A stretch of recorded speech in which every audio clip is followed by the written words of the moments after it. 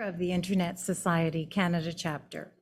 We're a not-for-profit who advocate on behalf of Canadian citizens for an affordable, accessible, safe, and open internet.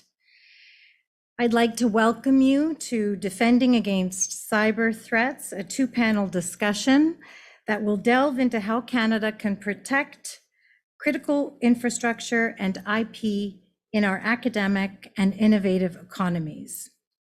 With the digital transformation in full swing, cyber threats against businesses and critical infrastructure continue to increase, sparking a critical and ongoing discussion on the ever-evolving threat landscape and potential solutions. Cyber espionage is one of the most pervasive menaces afflicting the innovative economy. Universities are battling a series of IP theft vectors. These rising threats and beyond must be addressed to ensure the security and prosperity of both the economy and ourselves. This event is part of an ongoing project that was launched in 2019 with the support of the US Embassy. I'd like to thank them for their partnership. I'd also like to give a special thank you to the British High Commission, who've given us this lovely space to use today, and for sponsoring our networking event this afternoon. And now I'd like to introduce the Deputy High Commissioner of the British High Commission in Canada, David Reid.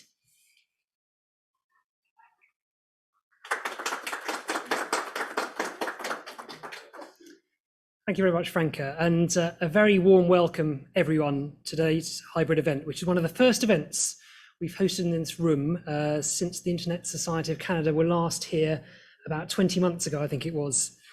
So we're really happy to see some of you here today and many more of you online. A lot has happened in those last 20 months.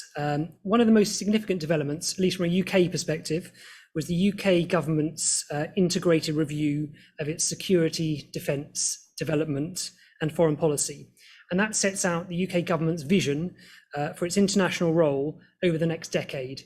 And cyber policy is a huge part of that. I mean, the themes of today's discussion feature throughout that integrated review, including objectives to maintain the UK's position as a responsible democratic cyber power, working with key partners like Canada, like the US, to protect our national infrastructure and our businesses, aiming to counter cyber threats and to lay the foundations for our long-term prosperity by establishing the UK as a global digital and data hub.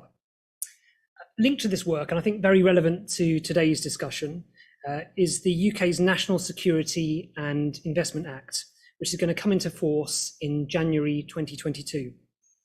This act represents a step change in how we approach foreign investment in the UK. It will protect national security whilst providing more certainty for businesses through what our ministers talk about as a quicker and slicker service for investors. And the model is going to be very familiar, I think, to many of you here today, because it was designed in close collaboration with Canadian partners from both the public and the private sector. Next week, London's going to host the Future Tech Forum, which will bring together stakeholders, including many from Canada, to discuss how technology can support open societies and tackle global challenges. And these were big themes of the UK's G7 presidency this year, with which we work very closely with Canada. Put simply, this work is rising up the agenda. It's rising up the agenda in the UK, and it's rising up the agenda internationally. And needless to say, we could not achieve any of our objectives without this firm support of our closest partners and friends, including our Canadian friends and allies. So really grateful to colleagues for this cooperation, and to those of you who've made the time today to be with us. We look forward to seeing the results of your discussions, and I think given the quality of the panelists, I think you have got a very good afternoon ahead of you. Please don't hesitate to be in touch with the High Commissioner, with myself, with the wider team here, if ever we can be of assistance in your work. So with thanks again, I wish you a very productive and interesting afternoon. Thank you.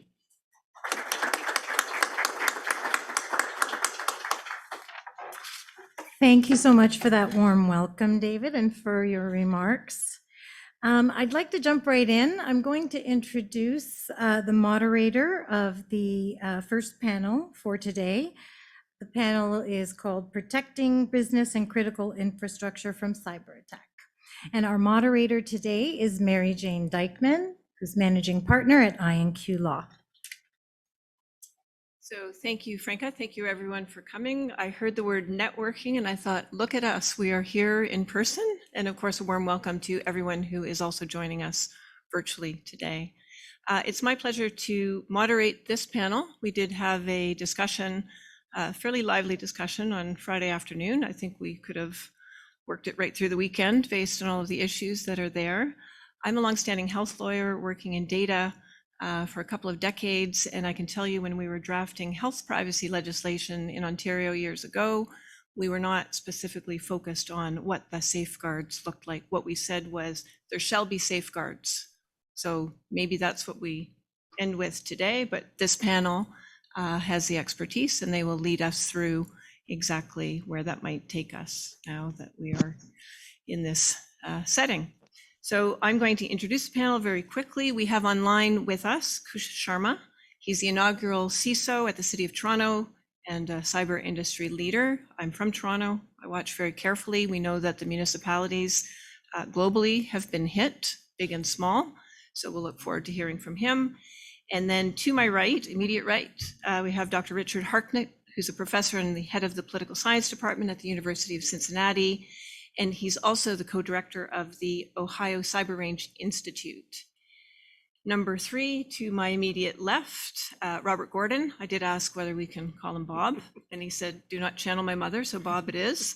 Bob Gordon, strategic advisor at the Canadian Cyber Threat Exchange, will be spending some time talking about exactly how we exchange the information. We do not reinvent the wheel, we crowdsource, or any other legal term I can come up with.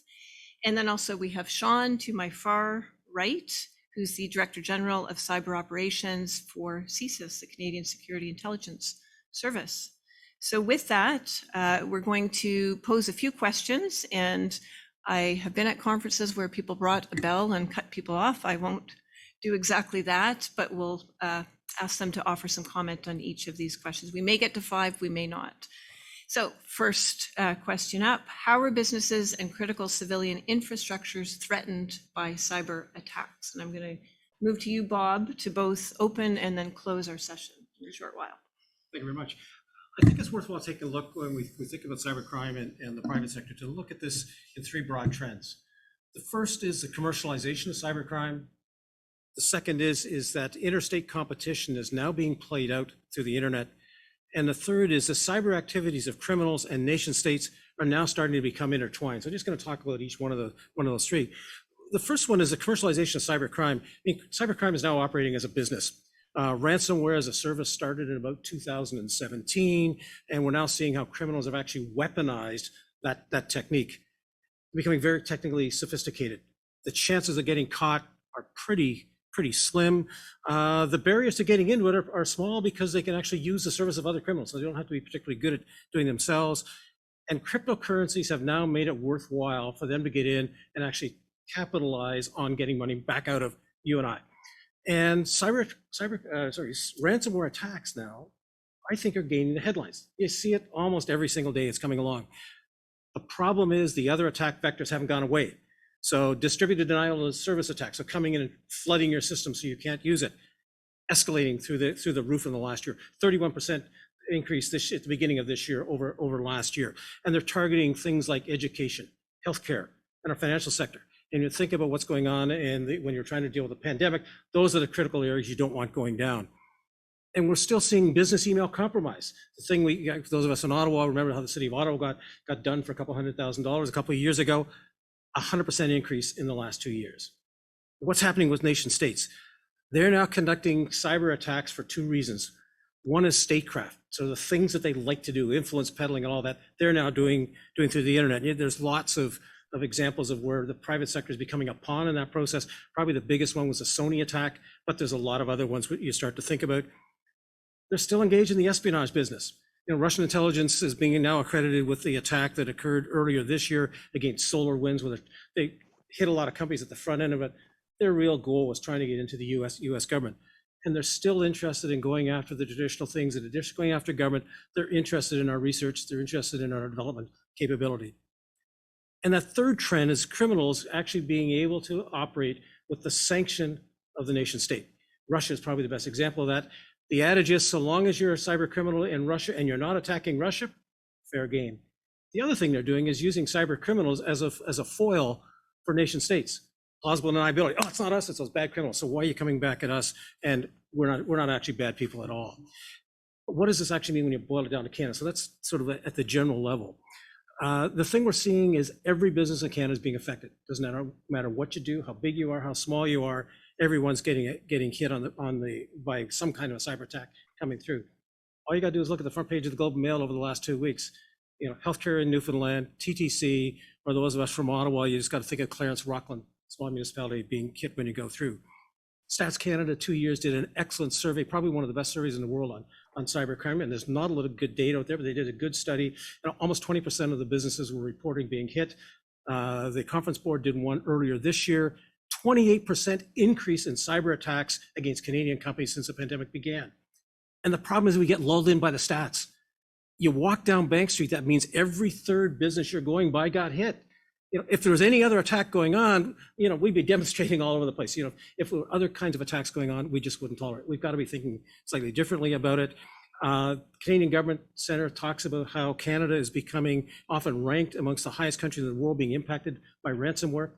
67% of all the attacks that came into Canada last year were ransomware. And over half the companies in Canada that got hit paid. So I think we've got to start thinking about this in a slightly different way, and the rest of the panel is going to be talking about this, because the bottom line is this has now become a business issue. This is no longer just an issue for the IT department, and we've got to be starting to think about it. As I say, we've got to be looking at this slightly differently. And I will say a lot of hospital boards and other company boards, everyone is saying, could it happen to us? Well, clearly you've said it. We're so far past the person in the wood paneled parents' basement doing the one-off into a sophisticated organization. So with that, I'm going to ask Sean to comment. Where are we now? Yeah, so I'd like to add to all the good points that Bob made and point out for those of you who aren't familiar with CSIS, it's Canada's primary security intelligence service. So we're interested primarily on threats to the security of Canada, national security. So we look at cyber attacks when they jeopardize critical infrastructure in the country, be it ports, electrical grids, the nuclear sector, things like that, things that really, really matter. And as a result of that, what we see when we have these state actors, hostile state actors is what we call them, attacking Canadian infrastructure or Western infrastructure. Another, the jeopardy that we see here is almost an element of asymmetrical warfare, as much as the cyber attacks become an extension of state power. And you can see that, for example, in the condition of colonial pipelines, where all of a sudden the United States is unable to deliver gasoline to tens of millions of people on the eastern seaboard. Now, from a national security perspective, I can foresee an event where there are hostilities in the Baltics, the Ukraine, the South China Sea, and part of the hostile state response to that is going to be a cyber response. That means as we're trying to deal with that tactical situation or strategic situation on the ground, we're having trouble delivering food or healthcare in Canada or in the United States. And I think that that's a big element to this, is even though there is a high degree of criminality there, as Bob said, some of this criminality is sanctioned by the state. The states are aware of it. They're not stopping it. They're actually quite happy that it's happening because it allows them another toolbox. I've been saying lately that, to my mind, cyber attacks now are the 21st century equivalent to strategic bombing during World War II. They deny the ability of a state to wage war. And as a result of that, this is something that we need to be looking at from a national security perspective, from a military perspective, and from a civil society perspective. If, God forbid, we ever find ourselves in a hostile conflict in a great power sense, not the many one-off wars we've been having, but a great power conflict, we have to really have serious concerns about our ability to deliver groceries and medical care in Canada, in Ottawa, in Vancouver, in Halifax, and in the United States.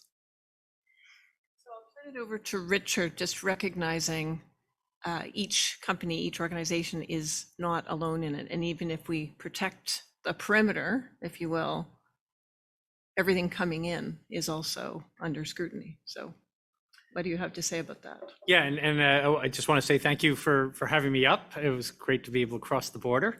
And so I'll try to give a little bit of a U.S. perspective, but not speaking on behalf of any U.S. government or government agency, just as a professor.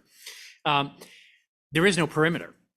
So let's get that. So if I'm a business, I have to understand that I'm going to try to make profit in an interconnected space, right? And so to be in an interconnected space means that I'm connected with my customers. That's a good thing, right? I want to leverage that.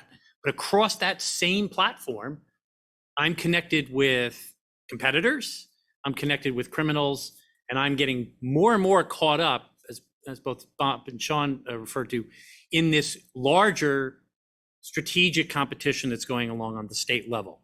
So you think about the solar winds, Bob mentioned solar winds, for example, right? How about that company's reputation right now, right? Are you buying that software? They were not the target of the attack, right? They're a vector that, if we believe public reporting and the US government, right, that this was Russia using that company in order to get to something else more valuable, right? So while I'm a business operating in this interconnected space, I have to understand that there are people out there that want my IP, that want they want to interfere with my profit making ability. But I also now have to add into my business practices this collateral aspect, right? That's what it means to be in an interconnected space. SolarWinds had nothing to do with Russian espionage of US Treasury Department sanction policy. I mean, those two are as disconnected as you can, right? But so are the truckers who were backed up by 3 miles on the US Turnpike, New Jersey Turnpike, outside of the port of Elizabeth in New Jersey, because they couldn't deliver their work because Maersk, the shipping companies, was shut down. Why? Because an auditing software was uploaded in Ukraine. How do I go from audit software update to back up on the New Jersey Turnpike, right? That's interconnectedness. That is the world that you're trying to make profit in. That is the world in which you're trying to run your critical infrastructures. You cannot segment from that. So we have to actually accept it and start to understand, as Bob said, how do we build that into our business practice? So I'm going to turn it over to Kush virtually just to comment as well, again, from the perspective of leading the effort in one of the largest municipalities in Canada. And so we'll ask him to weigh in. So I think from a municipal perspective across Canada, we have to look at not only the technical risk, but the governance risk. And this goes for public and private sector also. So one is communication risk. So we have to look at collaborating with business units and making sure that the communication channels are open with our colleagues. Number 2 is digital risk and getting a foothold and embedding our cyber teams within the business infrastructure and within the large digital transformations. And third, which is probably the most important, is looking at the supply chain risk, right, from an organizational perspective. And so we really have to push the idea, which is out there, of security by design, privacy by design. We've successfully done it at some municipalities in Canada. We need to keep pushing that agenda to ensure that all procurements and contracts have the cyber and privacy components built into them, part of the evaluation stage. On to the next piece, which is what can the private sector do against such hacks? And you've already raised the interconnectivity. So let's talk about the private sector for a moment. I am going to call on Sean, please, to comment. Thanks. So I'm going to pick up right where Professor Hackett has spoken about the interconnectedness, and it goes back to the fact that all companies, all critical infrastructure in the country are potentially vulnerable. Given what we've spoken about before about the ability of hostile actors to take down our ability to do things like deliver groceries and deliver gasoline or have open ports, we have to understand as small, medium enterprises and larger enterprises, we need to defend ourselves against this. I think in Canada, it's important we look at it from a slightly different perspective. The big companies, the major telecommunications companies, the banks, they get it. And I think they've got fairly robust cybersecurity baked into their systems, and they're always leaning into it. Smaller companies and medium-sized companies, which is frankly the bread and butter of our economy, though, they still have a long way to go. And what I've noticed over the last couple of years is there tends to be a tendency in these companies to look at it unhealthfully in 2 ways. Either there's nothing I can do about it, so I might as well not bother, or it's never going to happen to me. And neither one is a helpful perspective. There's a good chance it will happen to you, but there's a lot you can do. Most of these cyber attacks that happen against small, medium enterprises, smaller municipalities, infrastructure, are actually not that sophisticated. They're ransomware as a service, as Bob spoke about. They're not that difficult to defend against. And companies can take steps to ensure that they have good cyber hygiene, that they have dual factor authentication, that they're not being lazy with their passwords, that they're updating their security patches on a regular basis. Things like that will go a long way to protect these smaller companies that don't have large IT departments with 20 or 30 or 40 people. It could just be, when we spoke today about a municipality might have one person who's their IT guy. Okay, well, if that's all I have, he better be updating security patches every single day, right? Not being lazy about it. And I think that there's a lot to that. Medium companies, if they have the money, they would really want to look at network monitoring services. You know, everybody has locks on their doors. Everybody has smoke detectors. Lots of companies, you walk into a store, they have a security guard. Shoplifting will not put you out of business. A major cyber attack will put you out of business. So if you have an extra $50,000 a year lying around, I'd probably invest that in network monitoring before I'd invest that in a security guard, because you have to look at what the overall risk to your bottom line is, not to your day-to-day bottom line, but the viability of your company. And if you're a municipality or a critical infrastructure like a port or a highway or Highway 407 down in Toronto or something like that, you know, what would happen if that got shut down, and what do I need to do to safeguard against that? So companies are not helpless. I think just pretending the problem won't happen is not a good strategy, but I don't think you need to be afraid it will happen. I kind of think it's like crime in a bad part of town. Yes, somebody is going to get mugged. It doesn't have to be you. You can take the steps to, you know, unfortunately, somebody else will get mugged, but if you're a company and you're selling wing nuts, you don't want that to happen to you. You want it to happen to the next wing nut company down the road. And as a sovereign station, I want that to happen to the next wing nut company down the country, a different country. But ultimately, as the West and the community, we need to safeguard against this across the board collectively. I was speaking at a conference just pre-COVID with global CIOs, and we did pose the question to them about, it was AI in part, but also cyber, and one of them came up afterward and said, you know, I'm scared to do anything and I'm scared to do nothing. So Sean, you're telling us not enough. Let's move it forward. Kush, we're going to come back to you online to also comment on private companies, private sector. So I've spent quite a lot of time in private sector, many consulting firms traveling around the world. So from a larger enterprise perspective, I think there's some organizations that have embraced this idea of fusion teams. I think more needs to be done regarding that for larger organizations, where you combine multiple different IT, OT, emerging tech type of groups together in one central function, where they can share that intelligence in real time and actually act against any malicious attacks in real time. And so this works well in large organizations such as the banks, for example. But I think we need to extend that concept out to other organizations and other industries such as manufacturing. From a small business perspective, I think it's a big challenge. They don't have the funding that some of the medium and larger organizations have. So I think we need to think out of the box a little bit, perhaps more government support. The industry associations for those various industries are a good start, where they can maybe start thinking about having some sort of shared services for these specific small businesses.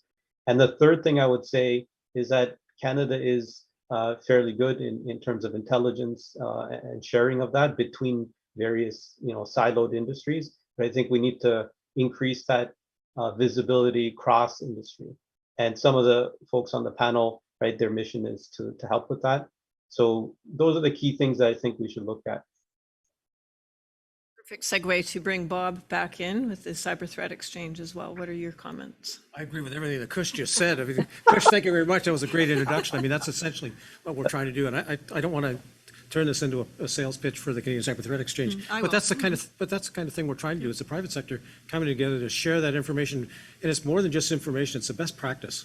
Because some of it is actually trying to understand what's going on. It isn't, in particular for smaller companies, that's what they need. But the other thing and I'd like to pick up on a couple of things that Sean talked about. And the one thing that sort of sits behind some of what you're seeing is there's got to be a bit of a mind shift. That businesses have got to start to realize that they are in the data business. It doesn't matter what you do, data underpins everything that you're trying to do. And once you start to accept that, then it starts to get easier to go down the road of things that you're talking about, John, in terms of what they could be doing, what they should be doing, and what they need to be thinking about as they're going through it. And when you start to think about data within your company, you then want to start to think about, okay, where else is my data? Who are the other people that have access to my data? Sean talked about the trucking company, it's the vendors, it's everyone else that gets access into your system or that you give your data to. That becomes the periphery now of your enterprise interests, not just your enterprise from a structural standpoint, which is traditionally how we've looked at it. Data's a new world, and you've got to go where the data goes, because I guarantee you the cyber attackers are going to go after your data, and they don't care what door they're going to come in. They'll come in the trucking company door if that's the easiest way to get access to your data. We're so often asked, or there's a comment about whether we're more at risk with the technology or the people. And of course, we ultimately say, well, it's both, and let's get on with it. So Sean, I'm going to come back to you for a moment, just in response to Bob.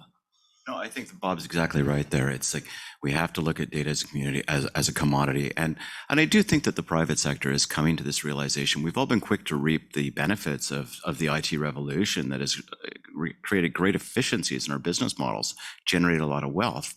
And I'm well cited on the fact that private companies, especially after the last 2 years, have a heavy burden to bear financially on regulation and compliance to a whole bunch of different things. Unfortunately, the reality of it is part of the cost of being part of this digital economy is safeguarding against it and taking those steps that you do need to do to protect it. And that will cause companies to have difficult decisions. How do I spend? I've got an extra $50,000. How do I spend it? And I'm mindful some companies might not even have that extra $50,000. But how do I stay viable in an environment where on any given Tuesday, people could be coming at me directly through my supply chain, through a company that I didn't even realize I had an electronic link to? It's just a great vulnerability. And this is something where companies need to educate themselves, just like they need to educate themselves on the fire code and on human rights legislation. They need to become better cited on what's happening in the cybersphere. All of the opportunities that the data creates, and at the same time, this parallel stream of threats and no, nothing's for free. I think of the couple of hundred systems you might get in a hospital that I work with, Internet of Things, people plugging in, and then when y'all raise the, the spectrum of the downstream, the truckers, the supply chain coming in, the procurement and everything else, okay, gives us pause. So Richard, over to you. Yeah, I mean, so I concur with everything that's been said. I just make a couple points of emphasis. So you can defend in this space, but you only defend in the moment of the software, hardware, and processes that link them together. That's a terrain that you can defend. The problem is it's constantly changing, right? So since we started this event, right, there's a square on that chessboard that didn't exist before that I now have to figure out. So this is a mindset that I think, particularly at the CEO level, business C-suite, right, you have to understand that this is a persistent environment of both vitality and vulnerability. And what you have to do is make sure that the vitality that you're getting from the digital space is not overwhelmed by the vulnerability that exists in that space. So how do you create that business plan around what is your crown jewels, right? We're in the British High Commission, so I can talk about crown jewels, right? So what are those, right? And I talked with a firm that we have down in Cincinnati. They know what their key, like this is it, right? This is, if they ever lost this, that's it. So they run that through SneakerNet. I don't know if anybody uses SneakerNet anymore, right? They hand it to a kid who walks across the street, on their sneakers, right? That thing does not go through network computing, literally. Is that inefficient? Yeah. Are they staying in business? Yeah. And so then the next practice I would throw out is embrace your CISO, right? If your CISO is forward leaning and understands that they have to be anticipatory of the threats that are coming at them, right? But you cannot look at your CIO and your CISO as cost saving centers, right? That's the 90. So talk about, Bob talked about this mindset shift, right? We looked at IT as a cost saver, right? Efficiency and access. And it is. but you have to invest, and that's the vitality side of this. But for that to be not overwhelmed, you have to invest on the defense side, right? And make sure that those vulnerabilities don't overwhelm you, right? Because there's actually only two groups of people in this room right now. How many of you know that you've had your data stolen through some sort of unauthorized attack on a database? Show of hands, okay? About half, for those on the internet, about half the hands went up. The other group in this room are those that don't know that they've actually lost their things through unauthorized hack, okay? Great. That's the reality, that's the planning model that we have to be in. That's the zero trust construct that we actually have to start to adopt across writ large. Okay, we're going to move to the next question. And I have to say, as we made a few notes and had the conversation, this was one that that people had a whole lot to say about. So we'll see what we do today. So Richard, I'm actually going to come back to you first, and you're also going to close it. How can the private sector collaborate with government in preventing and recovering from such cyber attacks? So we talked about the private sector. We've talked about interconnectedness, interconnectivity. I can't remember what you said. Interconnectedness. And so what now in terms of the potential collaboration? Yeah, and so my colleagues around the table will be able to give you more substantive context for Canada. But you know what you're doing, Bob, right, in this as an integrator, right, of actionable information, right, that comes from both government sources and from leading private sector sources. That becomes a resource, right, for collaboration. I was part of the late 1990s Clinton administration public-private partnership, right? We're 25, 30 years out from that, and we're still talking about it as if it's just emerging, right? And I will posit to you the reason why, because partnership is not the right model, right? Partnership assumes that you wake up in the morning and you have a shared interest. That's not the reality, right? Private sector is primarily a profit-seeking motivation in the morning. The state is initially a national security-seeking or a security-seeking motivation in the morning. What we have to come to is a model of collaboration. So I liked your term, Mary Jane, instead of saying partnership, it's collaboration, or in fact, even better, alignment, right? Let's wake up in the morning and say it's okay to have different interests, right? Profit-seeking, security-seeking. How do we then use mechanisms to align those to a national outcome in which business is more secure in seeking profit and the government is more secure at the critical economic and national security levels, right? And that, I think, is just that mind shift that you spoke about, Bob. It's also creating mechanisms. I'll just jump ahead to my endpoint, right? Is just as the example, right, is what we're doing down through my Ohio Cyber Range Institute is we've created a civilian cyber reserve. So in Ohio, we actually have a naval militia, right? And when I first discovered this, I figured, well, it's because of these Canadians up there, right? We still had to keep this thing on the board. And then I actually figured out it's because of Michigan, right? We just don't like Michigan very much, right? That's the Ohio State football, Michigan football thing. So what we did is we took everything that this militia is supposed to do in protecting the state and said, let's bring it in the 21st century and have a cyber reserve. And so there's a lot of tech talent around our state that we haven't brought in on a civic duty kind of context, right? Or a civic culture kind of context. And so happy to talk to people afterwards on this, right? But it's a model of trying to bring the private sector in collaboration with the state. And the secondary effect of that through the training that we're doing is that these folks are going back into their companies, and some of them are quite small, and now they're infused or imbued, right, with a larger notion, right, that I am interconnected, that there is a state interest here, and maybe, hey, this thing that we're going to cut corners on, maybe we shouldn't cut corners on, right? And so the conversation starts to change in those tables. And so I think those are the types of mechanisms beyond just information sharing. It's about the doing. And if we can find private sector, state, public sector doing of providing better defense, right, and more persistent engagement, as we'll talk about later, then I think that's going to move the ball.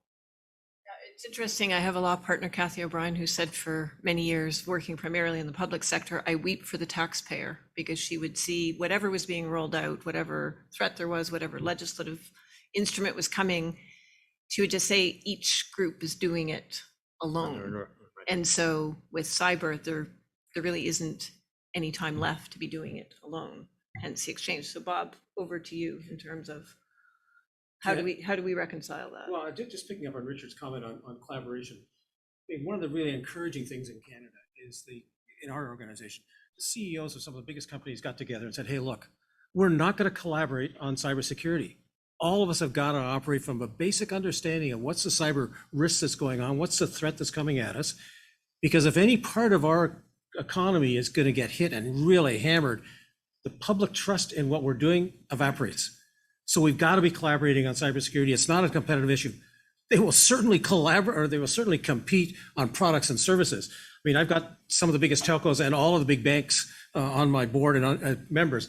And trust me, they fight and compete any way you want to describe it on programs and services that they deliver, on collaborating and working together, helping their customers, helping the supply chain, and working with the government. I mean, that's what drives the whole thing forward.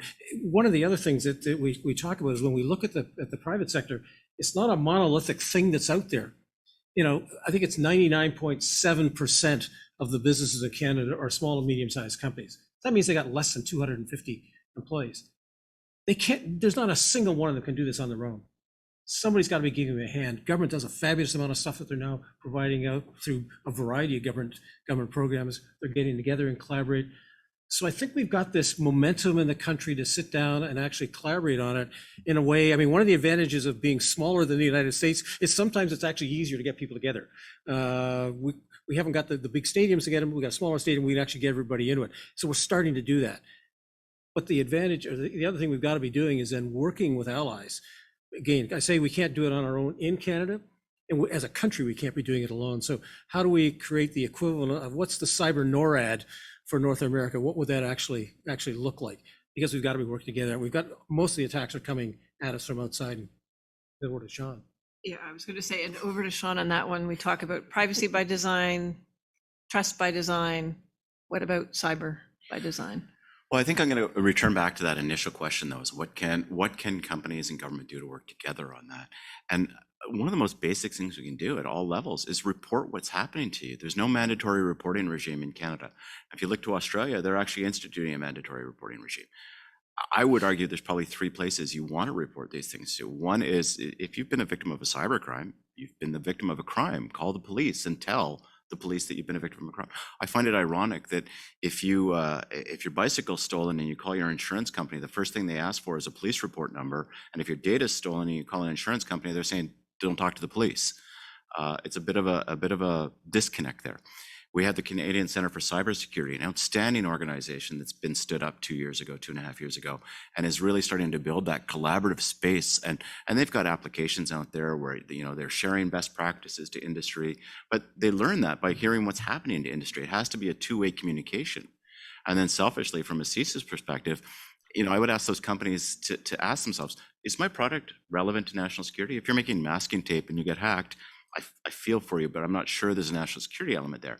If you're making the wing nut holds the F-35 up in the air, then there probably is a national security element to that. Call CSIS and say, hey, I'm making F-35 wing nuts and I just got cyber attacked. And then we all talk to each other. So we're all going to sort each other out. And I'll say, oh, you want to call the RCMP, or the RCMP will say, call the CCC. So it's a really, really basic step. If you're a victim of a cybercrime, you should probably think about reporting that, because that's how we as government get a better appreciation as to what's happening across the economy. It's not like we don't have this great eye in the sky that's watching the whole economy. Western democracies don't work that way. So we need to be fed that information upwards. And as for the other stuff that you're talking about, I think is bang on that organizations such as yours, organizations like CCC are trying to get everything collaborative. We have to be collaborative within Canada and across our alliances so that we can all stand up together on this one, because the threats are common. They're common. The same people who are hitting Canada are hitting Spain, are hitting New Zealand. And I think that's why we, and I'm just picking random countries, that's why we and countries like Spain and New Zealand would want to work together. Can I ask you as well, and we're going to come to Kush in just a moment to wrap this question, but in terms of that reluctance, is that a reputational, is it a legal risk? Are the lawyers saying shut it down, close it down, don't create anything new that could be discoverable? Is it? Fairly certain my lawyer would tell me not to answer that question.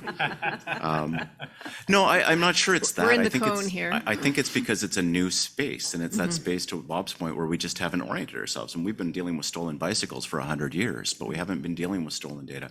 So the companies aren't quite sure what to do. The insurance providers aren't sure what to do. The lawyers aren't, and I say that with no malice. I think it's just we're in an evolving regulatory space, and Kush mentioned the importance of having clear regulations and policies and procedures, where we have to understand this is probably where we want to go. And there's a lot of work being done right now to establish Five Eyes cyber regimes and cyber regimes for what acceptable cyber behavior around the world should look like. And this is happening internationally and domestically. And so Kush, could I ask you to also weigh in then, domestically and internationally, as we close out this question? Yeah, of course.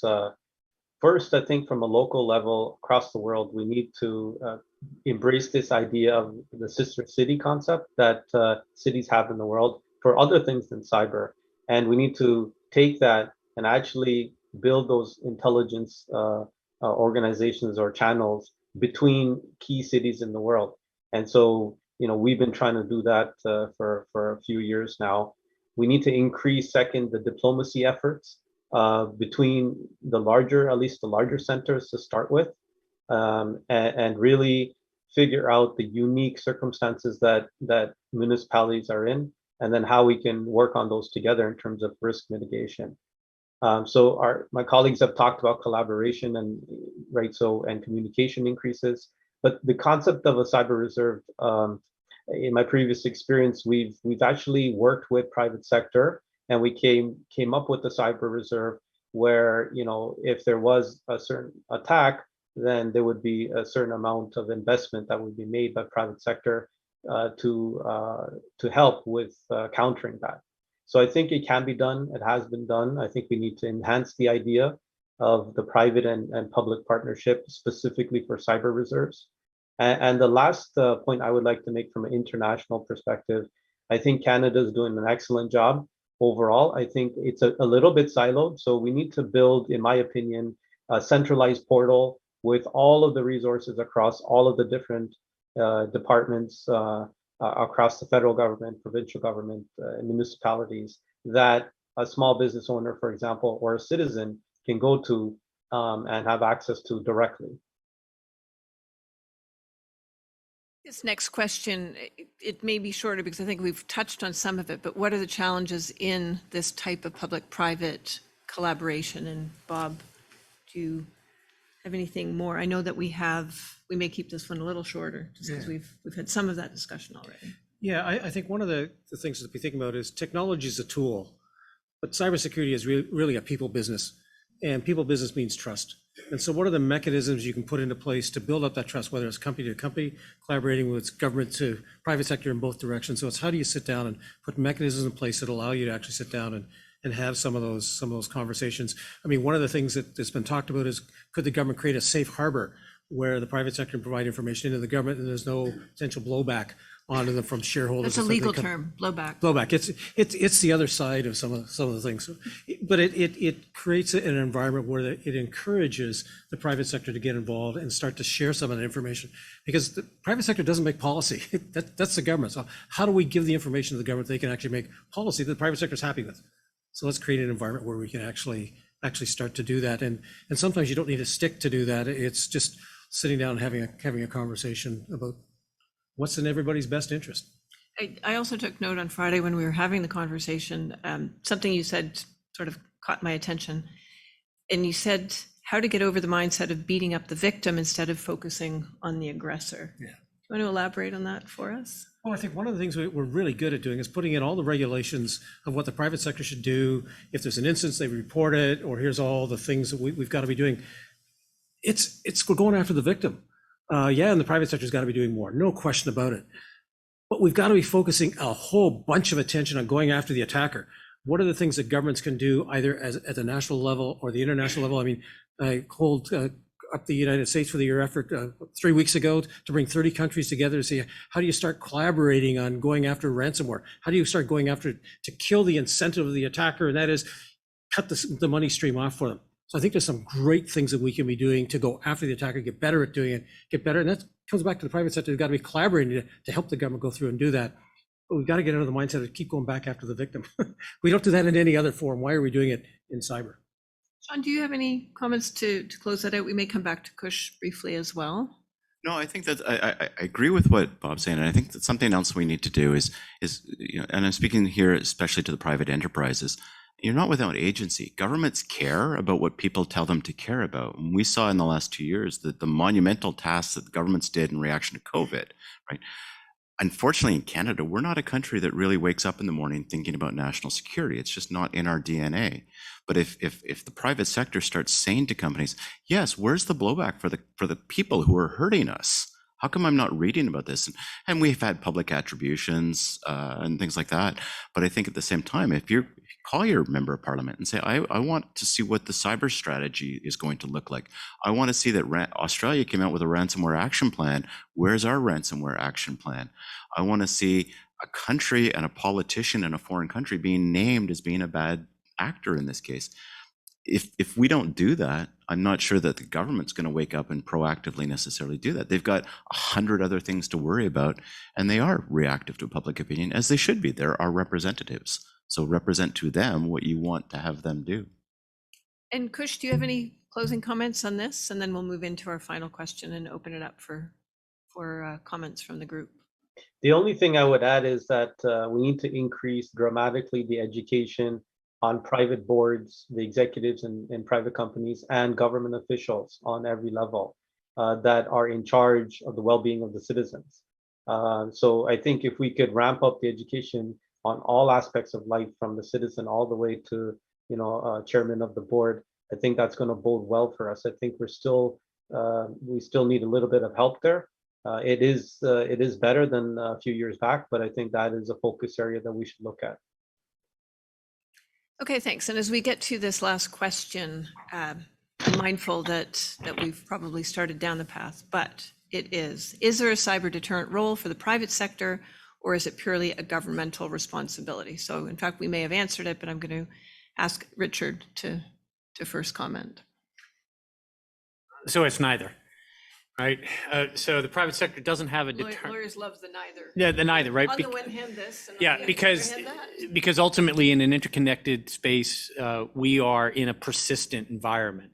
So deterrence is not the primary security strategy in this space. So whether it's the state or the private sector, that's not where we should be focusing our energy, right? Our energy in what the United States is publicly been talking about is a doctrine of persistent engagement, right? Where we have to actually, and the Canadian version of that is active defense, right? Where you have to actually go out collaboratively, but in primarily the government, right? And we need to defend as far forward in networks as possible so that we can actually link up malware development with intent. And if you're able to do that, then collaboratively, the role that the private sector has, because we have trust and we have mechanisms to share that information real time, we can take vulnerabilities off the table before they're exploited, right? That's the solution set, right?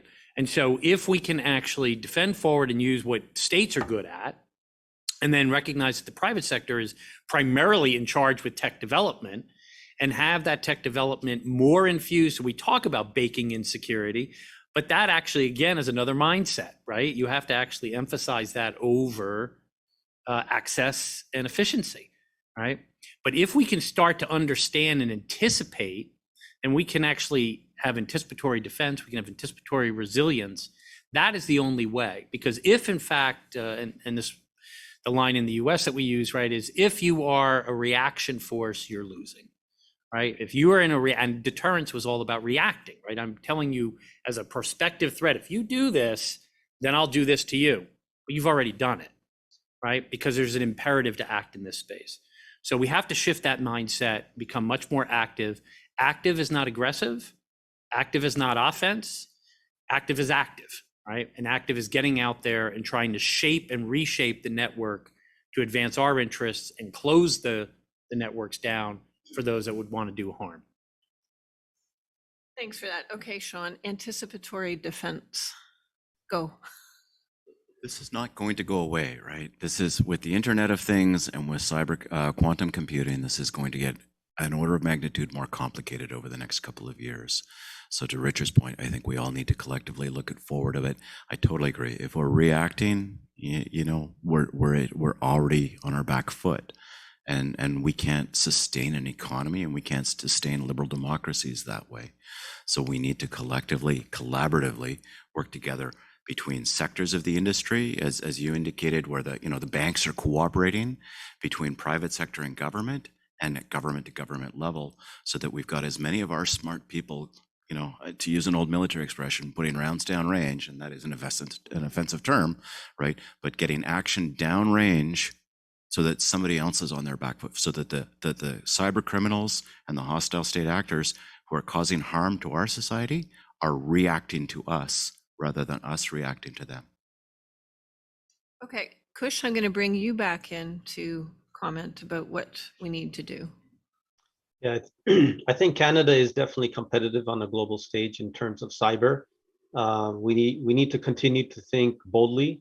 From a citizen perspective, I would say we need to look at a concept and really push the boundaries to have cyber healthcare for all citizens of Canada at no cost, similar to normal healthcare. We need to look at the cyber poverty issue, because there's certain communities in Canada that cannot get certain access to technologies, let alone cyber technologies, to defend themselves. Simple things like buying antivirus software from a retail store or getting identity insurance. Simple things cannot be done by many of the population. So if we really want to take a holistic view of fighting cyber, I think we need to start talking about the citizens and how we empower them to help us, right? To help the private sector, to help the government fight against cybercrime. And thank you. We will close it with Bob, and then we'll move to some questions and comments from the group. I think just one very short comment. I mean, we started off earlier at our conversation talking about the role of the private sector. Private sector is there to enhance shareholder value. But in doing that, there's a way we can go through and support the kinds of things Richard was talking about in doing the government. Government's got a huge role in it. Private sector's got a role. Is everybody now starting to work together to contribute their relative pieces into it without the private sector trying to take on a role that properly lies with government? So I'm going to thank the panel. I think it's really important that we've talked about government, private sector, public sector, and at the same time, individual access. We didn't have an opportunity to walk that through, but it's it becomes fundamental for each citizen. So with that, and just being mindful of our 10 minutes or so that we do have before we move into the next panel on IP theft and everything else, then let's see if we could take some questions from the room and figure out how we may do that in terms of anything that is coming online as well. Other people are going to write in. Franca, over to you. Just we'll get the marching orders first. Okay. Lynn Hamilton, President of the Internet Society. So we're here to represent consumers. We're here to represent individuals. You're telling me don't shame the companies because, they're the victim. But you've also told me that I've been affected. I just either know I have or I don't know I have. So what do I do? What do I tell folks other than change your password regularly and trust no one?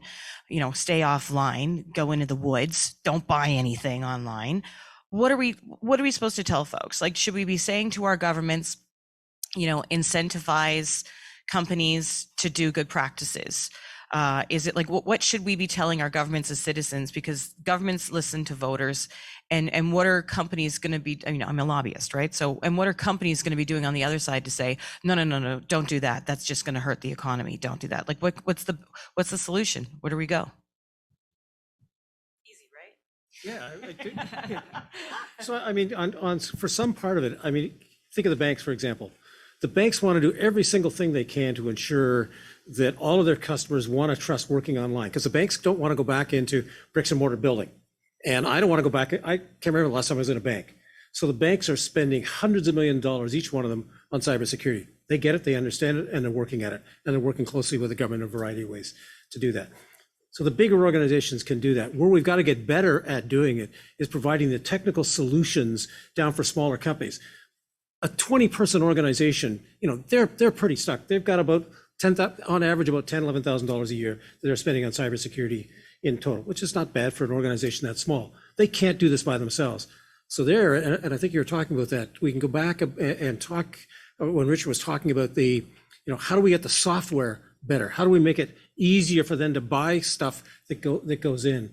And so you can put some standards in place to go through and do that. And that's I think where we've got to go. So put a standard in place on software development, rather than going. And when I say go back to the victim, it's the small shop owner. Don't expect them to be doing a lot on cybersecurity. They can't possibly do it.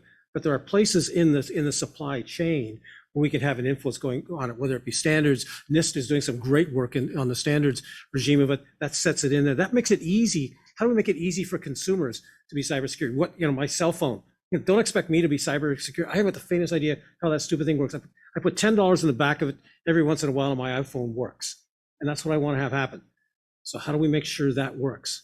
How do we get out of the kinds of things where you don't have to change your password all the time? There's some better ways of being able to do that rather than just going through and changing passwords. Some really interesting studies that the more times you make people use passwords, two things happen. You make it really simple, which makes it really easy to hack, or you write it down. And because everybody wants you to use a different password no matter what you do, I've got hundreds of passwords, so you end up using the same password over and over again. So let's figure out an easier way than going back to passwords. Passwords were great 30 years ago. They don't work anymore. So what's the technical solution to make it easy for Bob Gordon to be cyber secure on my phone or everything I'm doing? And that's, again, it's getting away from, let's quit talking about me being a victim. How do we go through and give support, the tools and things go through? And I think that's where lobbies can come in and can be just driving that forward. I think there's great opportunity to be able to do that, because that goes back to what Sean was saying. That goes back to giving government the leverage that says, okay, we need some really strong standards in this place. Not standards for what Bob Gordon's doing. Standards for how are you using technical development? How are you using the tools that are in the software going through? What are the tools you can put into there? Then all of us, then it just becomes, it's baking in, as we were talking about, it's baking in that cybersecurity right at the fundamental, the 0 and 1 level of it, and take me out of the equation. Can I jump on that real quick? So I think you got to go back to that notion earlier that, the private sector is not monolithic, right? So you got to lobby differently, right? And so the majority of us are vulnerable in part because it's not just a technical problem, right? I like to say cybersecurity is actually a political, economic, social, organizational challenge in a technically fluid environment, right? But that technical fluidity has got to get in a certain better direction. And that is, it's got to get more secure. So we need to demand, both as citizens, as Kush was saying, right, and the rest of the business sector, and saying, we need better tech, right? And so there's a fallacy of fragility, is what I call it, that the IT sector has propagated for 25 years, right?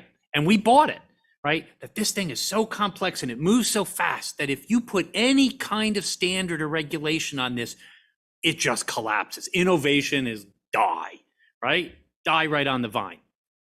It's not that fragile, right? No business is that fragile. But my refrigerator should not have more safety standards on it than my operating system on my computer, because the operating system on my computer is not only has a huge impact on my business and on my personal, but if I lose that CPU into a bot and it becomes part of a critical infrastructure attack, right, then I've now aided and abetted the adversary, right?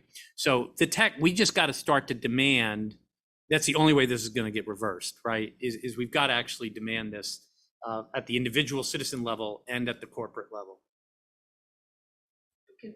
Tell a very negative story in that the citizen sees only what they read in the paper, and there's the opportunity to tell the good story about what the data can do, but then also the tools and empowering. One other thing, the thing we never talk about in Canada is we're really good at cybersecurity. We have some of the best companies in cybersecurity developing great stuff. We're just lousy at telling anybody about it. Tell a better story. We've got to get out there and start to talk about it. That gets getting back to the lobbying. So build up those companies that are actually out there and doing the kinds of things that we need to happen, because there's lots of them lots of them out there. There's been more high-tech companies in the security area between the Kitchener-Waterloo area that have gone up in the last 10 years than between San Francisco, LA, and Washington, DC combined. We don't tell anybody about it. Lobbyists can tell them. We have a hard time trying to do it. Proud of, right? If we look at that tech corridor in Kitchener-Waterloo, that is something that Canada should be really, really proud of. That's the largest co-op program in the world. I think it's the second or third largest concentration of tech jobs in the world. And I was talking to somebody in industry a couple of weeks ago, and they said, look, in the 1990s, the center of global innovation moved from Boston to Silicon Valley, and now it's looking for a place elsewhere, and they tried Austin, and Austin didn't really work. And Kitchener-Waterloo is a viable hub for global innovation, and people are starting to look at that. And the whole notion of that Canada can be more than just Shopify as that billion-dollar company. There are a lot of potential companies there that, and you know, Canadians are so self-deprecating and so like, oh, yeah. But we should be really, really proud of the work that's being done there. And as a lobbyist, you know, we should be arguing government should take knowledge of that, take pride in that, cultivate it, water it, and protect it. Okay, we are coming up to time. I'm going to assume that perhaps we will close to give good time for the next panel. We had to prevent ourselves from going down the rabbit hole, the proverbial rabbit hole in terms of that particular topic. So we're very excited to bring the next panel in. And thank you so much to this panel for the expertise, the big brains in the room, the discussion that could go on for a week, but it will not, but we'll have to regroup and see it advance in the meantime. And thank you, Kush, for joining us virtually as well. Thanks, everyone. Thank you, Mary Jane. Okay, so I would like to introduce our speaker who will be providing opening remarks for the second panel. I'd like to introduce Sarah Wilshaw, Chief Trade Commissioner of Canada and Assistant Deputy Minister at Global Affairs. Good afternoon. Thank you so much for that introduction, Frank. I hope everybody can hear me okay. Really happy to be here and part of this discussion today.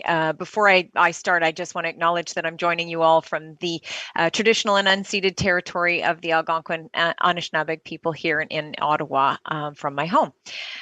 What an amazing day you've had so far. Thank you to the Internet Society of Canada for gathering speakers from industry and government and academia to discuss this cyber threat landscape and what business and consumers and all kinds of other people are facing and some of the best practices to help manage those risks. I know a lot of folks are giving a lot of thought to this, and I want to assure people that Global Affairs Canada is also playing a really important role in responding to an emerging international threat and the security issues, as well as intellectual property theft and cybercrime, and working with our clients, our Canadian businesses and in the investor community to help them to prepare and protect their business interests and IP as they engage with partners internationally. We're working with all kinds of international partners, including coordinating Canada's relationship with its intelligence partners and giving foreign policy advice to the Government of Canada on cybercrime. So just as an example, you know, at the United Nations, we're working on both cybersecurity and cybercrime and developing strategies to help protect intellectual property for businesses and for academic institutions. Apropos this panel that's about to start, we know that research and innovation are absolutely at the heart of Canada's post-secondary institutions. They drive innovation, they spur important debates, and Canada's a real global leader, and we have an incredible brand in education. The education field is actually more important now than ever as we build back post-pandemic and ensure that Canada remains competitive. We've publicly noted that some actions by foreign bad faith actors have posed real risks to our national security and to the integrity of our research ecosystem. And so we know we have to do everything we can to protect and value Canada's research, especially at a time when we see an increasing security risk during the pandemic. So, for example, to help Canadian universities identify, assess, and mitigate those risks related to research projects, the Government of Canada announced in July of this year the new National Security Guidelines for Research Partnerships, and this includes guidance and tools for Canadian researchers. In addition, the National Sciences and Engineering Research Council Alliance Grants Program reviews research proposals, and these proposals that are deemed higher risk will also be reviewed in consultation with national security agencies and other government departments, including global affairs. The guidelines highlight considerations that researchers should keep in mind when pursuing those research collaborations. This is not to stifle research, but actually just to make it safer. And through Canada's intellectual property strategy, which was launched in 2018, we've invested more than 85 million over 5 years to help Canadians to protect their intellectual property and to safeguard it and build upon it.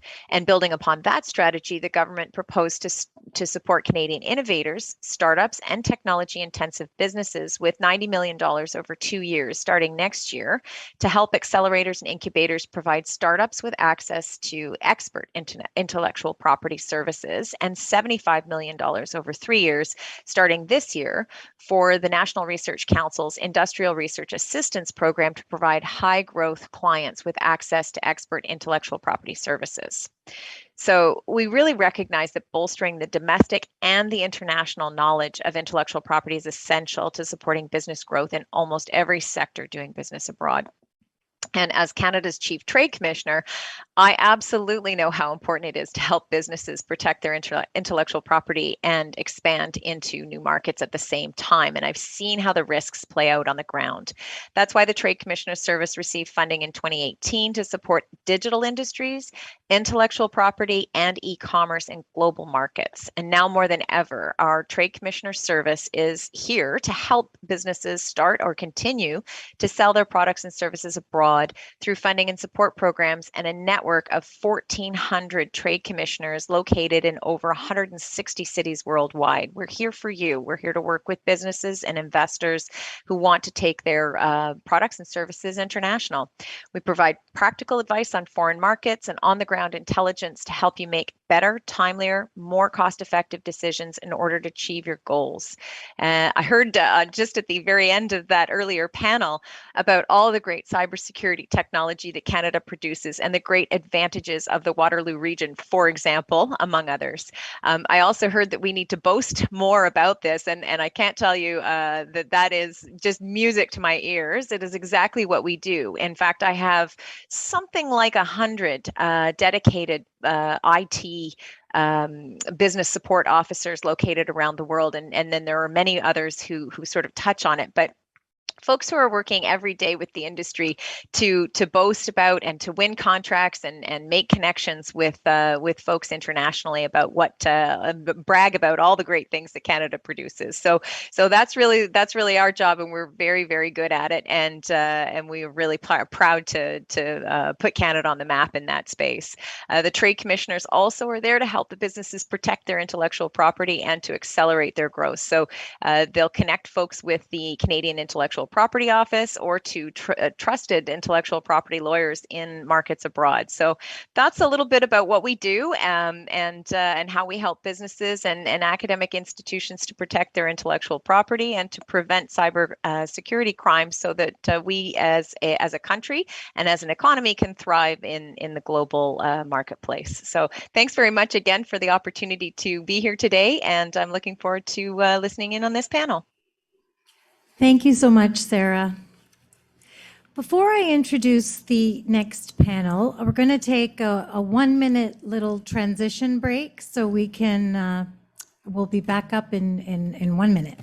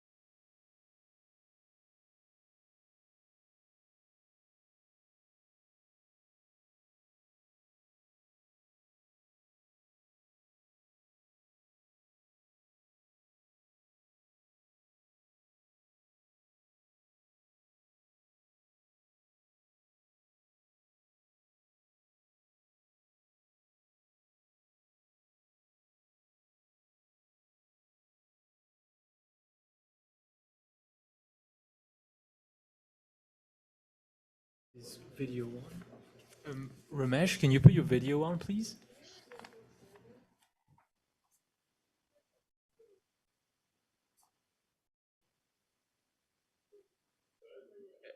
Awesome. Here we are. Awesome. Great.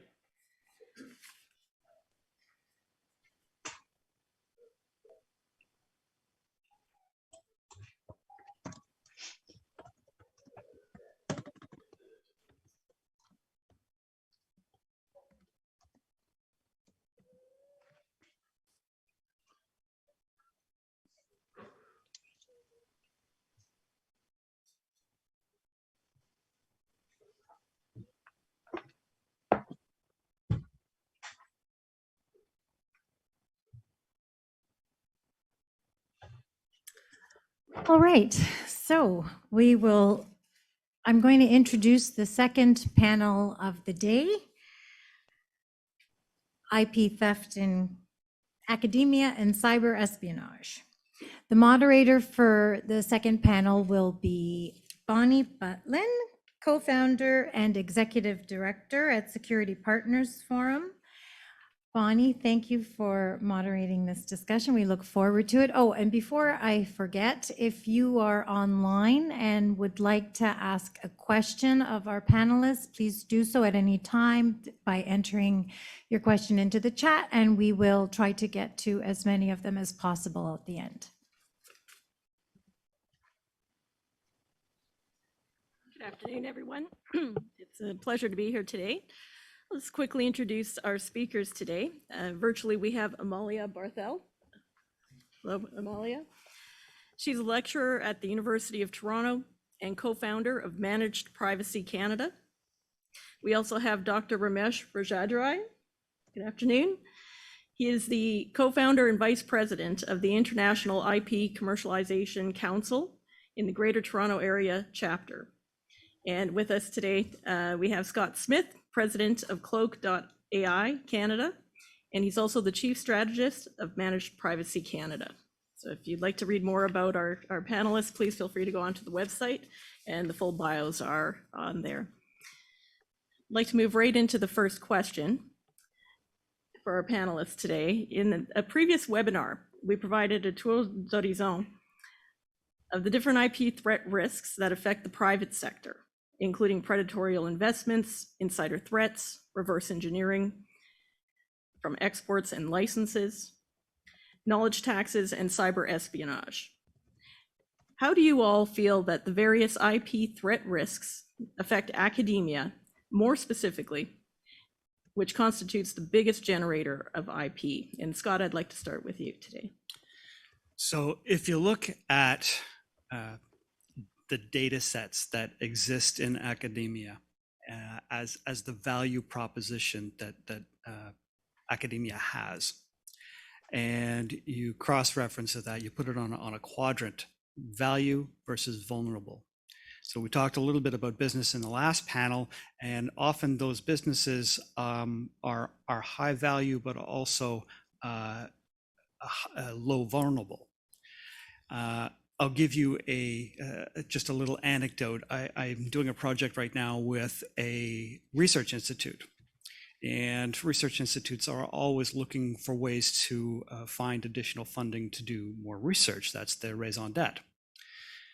So my first question was, all right, what data sets do you have right now that you could repackage and turn around and sell as a value proposition? And he kind of looked at me quizzically and says, wow, we have lots. I never thought of that. Great. My second question was, all right, how are you protecting that? And he kind of looked at me quizzically and says, I have no idea. Small example. You take that on the larger set across the country right now. So it was mentioned Waterloo earlier.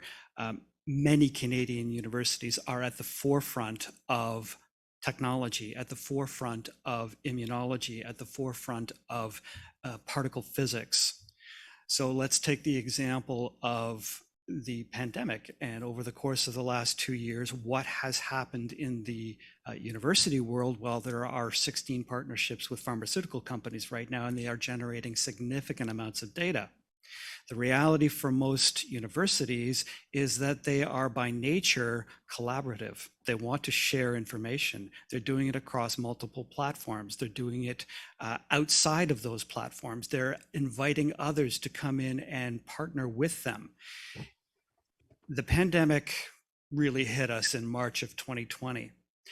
In April of 2020, the Canadian Centre for Cybersecurity put out a bulletin and said there's 120,000 newly registered domains that are related to immunology and the COVID-19. Well, those are spear phishing operations. And the reality is, for most universities, they are equally vulnerable to the same social engineering that the average consumer is. And they're not really thinking about somebody's trying to steal information. They're trying to work to solve a problem. So it's how they are set up that creates that vulnerability. There are multiple endpoints across those platforms that are not centralized. So from the perspective of, you know, why are universities a higher target? Well, nation states, and it was mentioned in the previous panel, there are what I like to call privateers. So if you look at 300 years ago, 400 years ago, there were pirates that were basically paid by nation states to go out and disrupt. Well, we have the same issue now, where there are nation states that are out there to disrupt and collect the bounty and get paid for that bounty by those nation states that have sponsored the hacks. Thanks, Scott. Ramesh, could we get your thoughts? Yeah, so, you know, I just want to add a few things to what Scott said. You know, obviously, as we know, there are different groups of hostile actors, hostile state actors, transnational organized crime, and even hacktivists, which are targeting universities and academia to steal data and IP. It's come to the fore in the last few years. For example, in both the US and Canada, foreign, and not just US and Canada, even the EU, foreign funding of research programs have been seen as a risk in many countries, right? Now, one thing we want to talk about, as Scott mentioned, you know, there's a human dimension to all of this, right? And that's the part I really want to start. You know, although we're talking about cyber espionage, let's not miss out the human dimension, right? So what's happening, for example, what CSIS said was that hostile actors are targeting information in the large digital data sets, as Scott were talking about, which are held by private sector and academic partners. They're also looking to steal personally identifiable information, or PII. You hear us referring to PII throughout this talk. They're looking to steal PII to build profiles of individuals who may be vulnerable and can be exploited. This is not a new, although this is in the cyber field, this is not a new espionage strategy. This is a very, what I call a classical espionage strategy, right? So for example, an academic who wasn't able to get a grant, that academic, you know, especially if they're in an important area, they get offered state-backed funding or foreign funding, right? So, you know, they get targeted by adversaries and they get offered funding. An academic who has been left out and not been able to get tenure recognition, hostile actors can go target this academic by, for example, offering, you know, inducements to, you know, better better positions and so on. There's another potential group, you know, academics who have ideological issues. For example, you know, some academics think, oh, you know, universities have gone too far, you know, to the left wing. They're becoming too, quote unquote, woke, or too concerned with diversity, equity, and inclusiveness. Now, these academics then become a target for recruitment programs by foreign universities. And this is not a new espionage strategy. This is a very old espionage strategy. One of the most damaging spy rings of all time, the Cambridge Five, they became Soviet spies because they were disillusioned with capitalism in the 1930s. So they were then targeted by the Soviet intelligence apparatus to flip over and become Soviet spies. And similarly, many higher-ranking Soviet officials became, you know, NATO or Western spies because they were disillusioned with communism, right? So this is not new. Targeting someone because they are ideologically frustrated is not not a new strategy, right? So, and the implications of all of this, it leads to a lack of trust, reduced cooperation, and, potentially reduced academic industry partnerships, right? Like Scott said, if you can't protect your data sets, how are you going to protect the data sets that I give you? If I say I'm in industry and I'm giving an academic institution data sets, you can't protect those data sets. Should I share my data with you? So these are some of the issues I see. Thanks, Gwen. What are your thoughts, Amalia? So I saw this from a third angle, if you like, which does revolve around the issue of trust. But for me, because I work with students, what I see is a dilution in the trust of authoritative sources. And that to me is a very big problem. You may look at it as a very isolated thing and go, oh, well, so what? But so what means that we now cannot trust where we send our students. Everything that we send our students, they have to take it with this grain of salt of trust, but verify. And it triples, quadruples the work of actually understanding what they're reading and really sifting through and knowing whether that's actually something original, significant, authoritative, or it isn't. It's fake. One other aspect here, and I'm going to kind of, for me, there's a theme in this discussion is, yes, it's trust, education, and technology. I think in academia, we have the most immature, and I'm being part of it, I can say that, but the most immature technical people in the industry, because that's not their focus. They're not there to understand technology. They are using technology as a means to an end. Great, thanks very much, Amalia. The next question I'd like to move on to is focusing on cyber risks.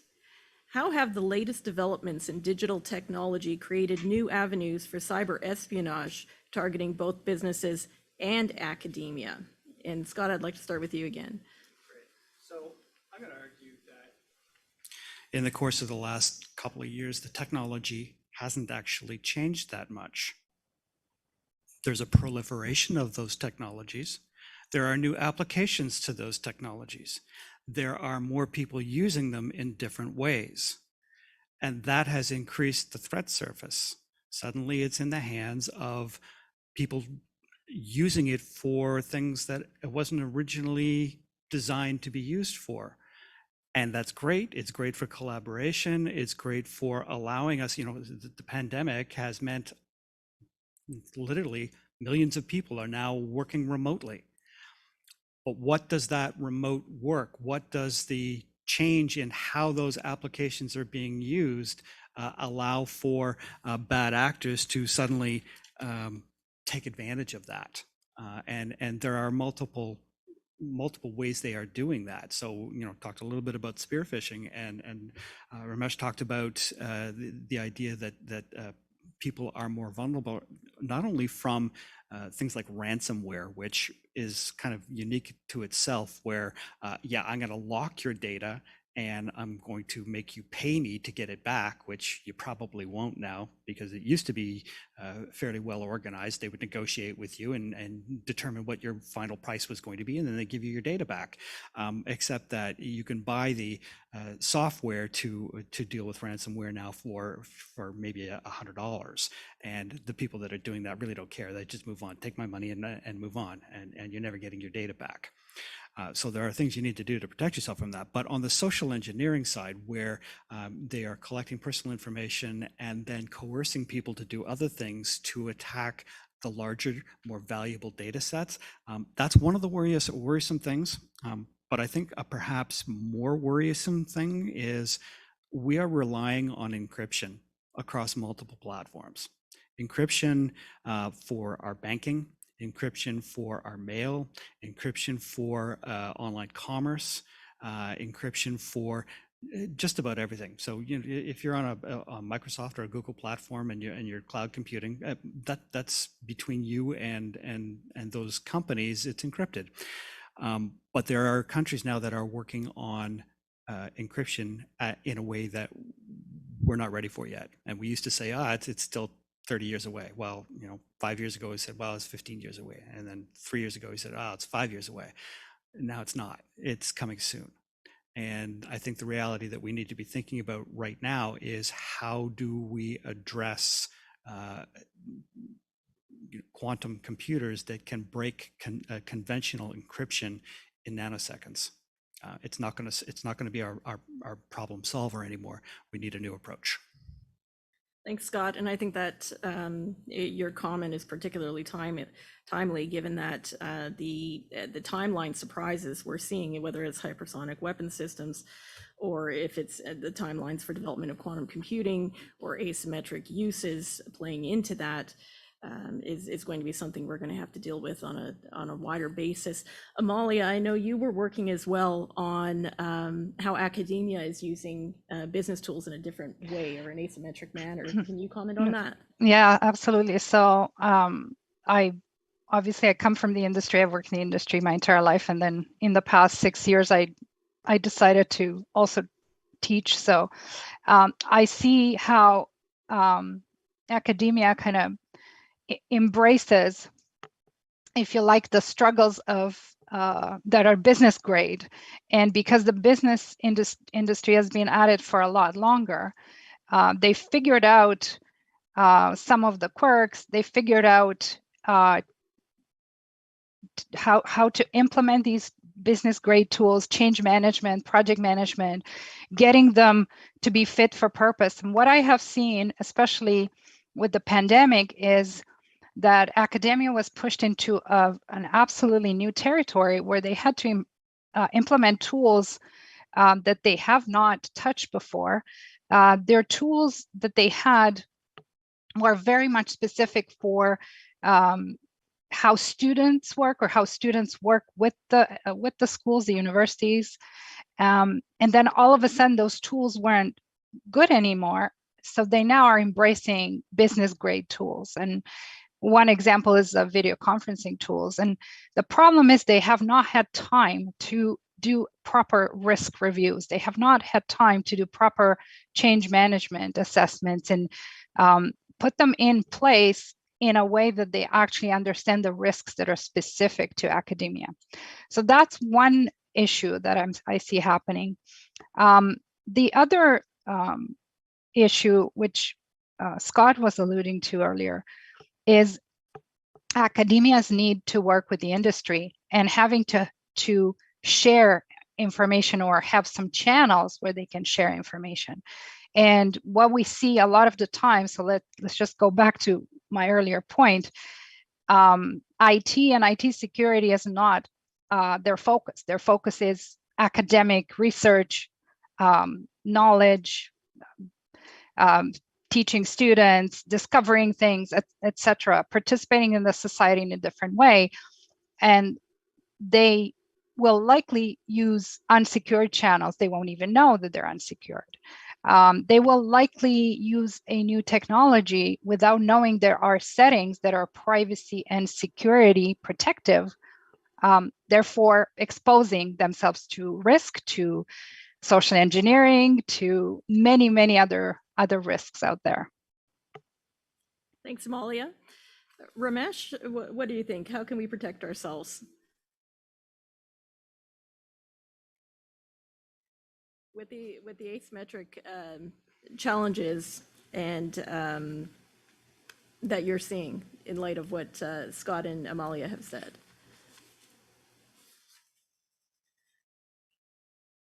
Oh, you're on mute. So with regard to protection, I mean, there's different ways we could, embark on protection schemes, right? So one way is potentially, as has been talked before, I'm sure this idea of more due diligence, right? So for example, in the US has now, decided to crack down on the theft of sensitive information by hostile actors. A lot of times now there are requirements to divulge whether certain institutions are funded by foreign, via foreign funding. There's also requirements for academics to disclose participation in foreign recruitment schemes. Canada has released new sort of national security guidelines for research partnerships.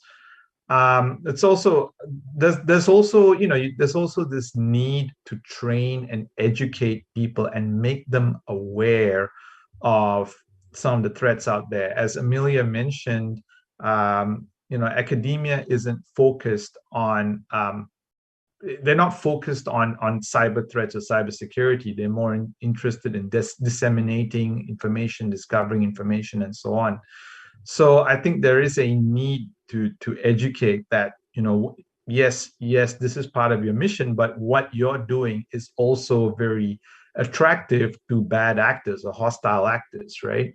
So there's a need to educate people, make them aware, even train them, right? That what they hold or what they use is potentially very valuable, right? Thank you. The next area we wanted to go into was what are the increased cyber risks to IP in the context of a pandemic? And Ramesh, could we go back to you first on this one? Sure. So with regard to increased cyber risk to IP in the context of a pandemic, the big one is obviously the attempts to steal IP around vaccine and medical technology improvements to either combat or reduce COVID. Hostile state actors, other actors have been trying to steal COVID data to speed up their own efforts, or maybe even potentially try to discredit what's being done elsewhere, right? Like Amelia talked about, there's this issue of distrust. While some state actors have been trying to steal data and then embark on disinformation campaigns so as to discredit, vaccines that were created, in countries that they may not like, right? So this is a big part of the increased cyber risk to IP, right, during the pandemic. Thanks, man. Thanks, Ramesh. Scott, your thoughts?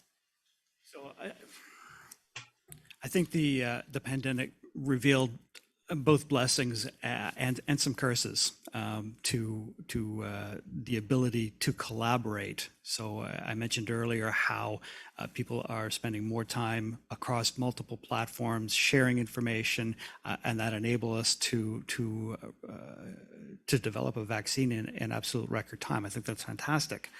But it also exposed those vulnerabilities, and one that we don't really talk about very much because don't know if it's actually happened, but it's certainly a possibility.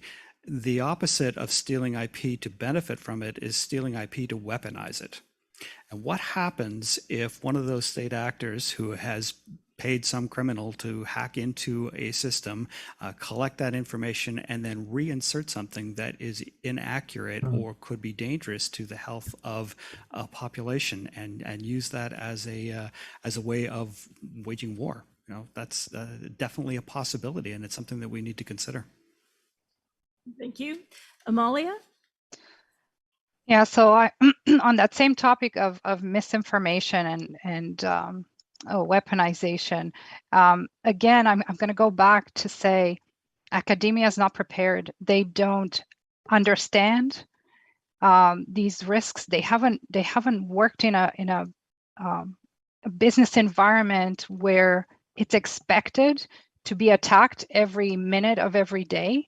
It's expected to see all kinds of techniques that are actually evolving. There is a potential of dilution of the value of IP simply because of this misinformation that is being injected. The actors that can insert themselves into unsecured channels and impersonate, all of these are a variety of problems that the industry has been at for 20 years. And I think because academia just opened up starting to share around the world because of the pandemic. They had to continue what they were doing. I feel that they're not prepared, and I'm going to go to the next step because it's the next question. But if any of my colleagues want to add anything.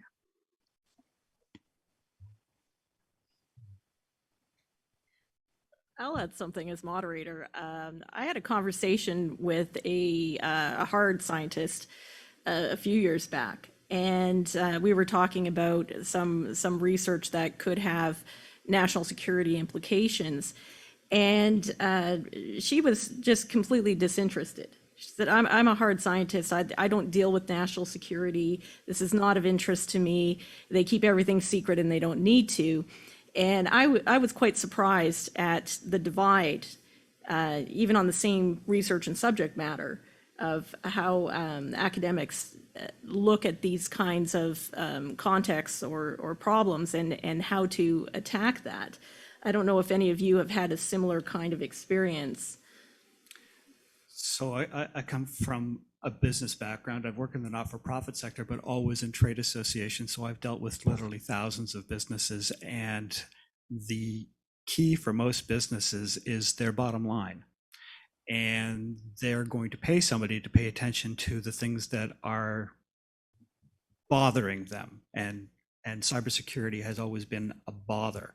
You're starting to see a shift now in the corporate world of integrating IT and cybersecurity into the central planning or the C-suite of those businesses. But it's still a challenge getting people who are not focused on the technology, only what the technology can do. You're going to find the same thing in academia. So I think part of the challenge for the cybersecurity world and the IT world is to develop products and ways of doing business that limit the ability of people who are disinterested in actually encountering problems. And I think just going back to the asymmetry problem, or the jump in technology faster than was anticipated, I think it may be difficult for different sectors, whether it's academia or others, to keep up with those kinds of changes as quickly as they're developing, and particularly as the geostrategic friction in the world is increasing. And we're seeing it again. I go back to the hypersonic weapons platforms, where the conflict between not just great powers, but now middle powers who are partnering with great powers to develop those kinds of technologies and research are going on. I imagine that would play into the academic communities as well, where research is driving either hypersonic airflow research or propulsion technology research. And if you're sitting in an academic environment and you're an engineer or you're in some kind of other related field, national security may not be front burner, but may actually be just secondary thought to what the actual science and technology and development that you can create at your desk is. So I'm not sure if anyone else on the panel has thoughts on that. Yeah, thank you, Bonnie. You just put this into a much broader perspective. And I think people here are wondering, well, why are we talking about academia? Let's talk about small businesses and businesses. But here's the problem. They have now become part of the ecosystem. And we are all as weak as the weakest link. So now they are the weakest link. They don't have the education. They don't have the exposure. They don't have the focus. Their focus is on their research and innovation and bringing new ideas to forefront. But they can expose if a business is connected to a university or college, whatever. That is part of the ecosystem now, because we are now digitally connected everywhere. So that's one aspect of it. The other aspect of it is no longer acceptable for academia to say, I'm not interested. I think you need to be interested in what the cybersecurity strategy of Canada is, because the cybersecurity strategy of Canada actually invokes the values of Canadians. And you as a researcher also work according to a code and a set of values, values and ethical dilemmas, if you like. So it's no longer acceptable for the two sides to say, I don't hear, I don't see, this is my world, leave me alone. So if I could just add to Amalia's point that I think our reality is now that you cannot segment critical infrastructure anymore. Everything is interconnected. So particularly in the academic world, where you may have academics sitting on the boards of large companies or large utilities, as an example, is fairly common practice. And the communications that go back and forth between that academic and that board may have implications for getting into that critical infrastructure. Again, the reality is, for most people, keeping up with that technology is a challenge. So I'll give you the example of passwords and authentication. It used to be you could have sort of half a dozen passwords and that would solve your problem. Well, you moved into 50 or 60 passwords for basically everything you sign up for online. Okay, well, the advice now is to use a password manager. Except that now there are so many places you need a password for, and they make you change it so many times. Keeping up with your password manager is almost impossible now. So we need to move into something that is going to solve the problem for everyone in dealing with having to enter that password every time. I think there's better solutions. And I think we can keep going with this, because then our audience is going to say, oh, it was solved. We're using biometrics now. No, that's not a good idea. So we're going to keep, because that also can be stolen. Board members are constantly targeted through social engineering. So if you're an academic and you discuss with boards and you're the weakest link, you've just given the bad actors another in that they didn't have before. And I just want to add another point to that. It's going back to Bonnie about your point about advanced technology. David Vigneault, who's the director of CSIS, made a speech in February of 2021, made a very interesting point. A lot of Canada's advanced technology industries are actually being pursued in the academic environment and small startups, right? So, it's on academics have to realize that, yeah, they're doing something that's advanced and might be, very advanced and very focused, but this could be the industry of tomorrow, right? And they are going to be the focus. They're going to be the point. And, if hostile actors see them as the weakest link, they're going to come after the academics, right? So just like what Amelia said, I think there's almost a responsibility, or there is a responsibility on the academics to sort of wake up and realize the implications of what they're doing. They can't just say, oh, I'm just doing, AI research. Why would anyone care about what I'm doing? No, what you're doing is potentially very important, and it can be used, in a variety of ways. So it's time for you to wake up and realize, and maybe that there is a need to protect your data sets. Maybe the way your AI model is set up, somebody can employ an inversion attack whereby they can actually start reverse engineering the data set, just looking at the way your AI model behaves, right? So these are the sorts of things academics have to start thinking about. They are a target, and academics have to wake up to this. Thanks, Ramesh. And I think, like we heard in the first panel as well, it's hard to come to that understanding alone or in isolation, that there does need to be information sharing about, what does it matter if somebody's doing something in a different sector or uploading an update in the Ukraine? What does it mean for me? And all of those connections along the way are not necessarily clear. And so that may be a job ahead, to find a way to bring academia into more of this discussion. I'd like to move on to the next question. What solutions do you suggest in fixing those vulnerabilities within academia? And Scott, we'll go to you first.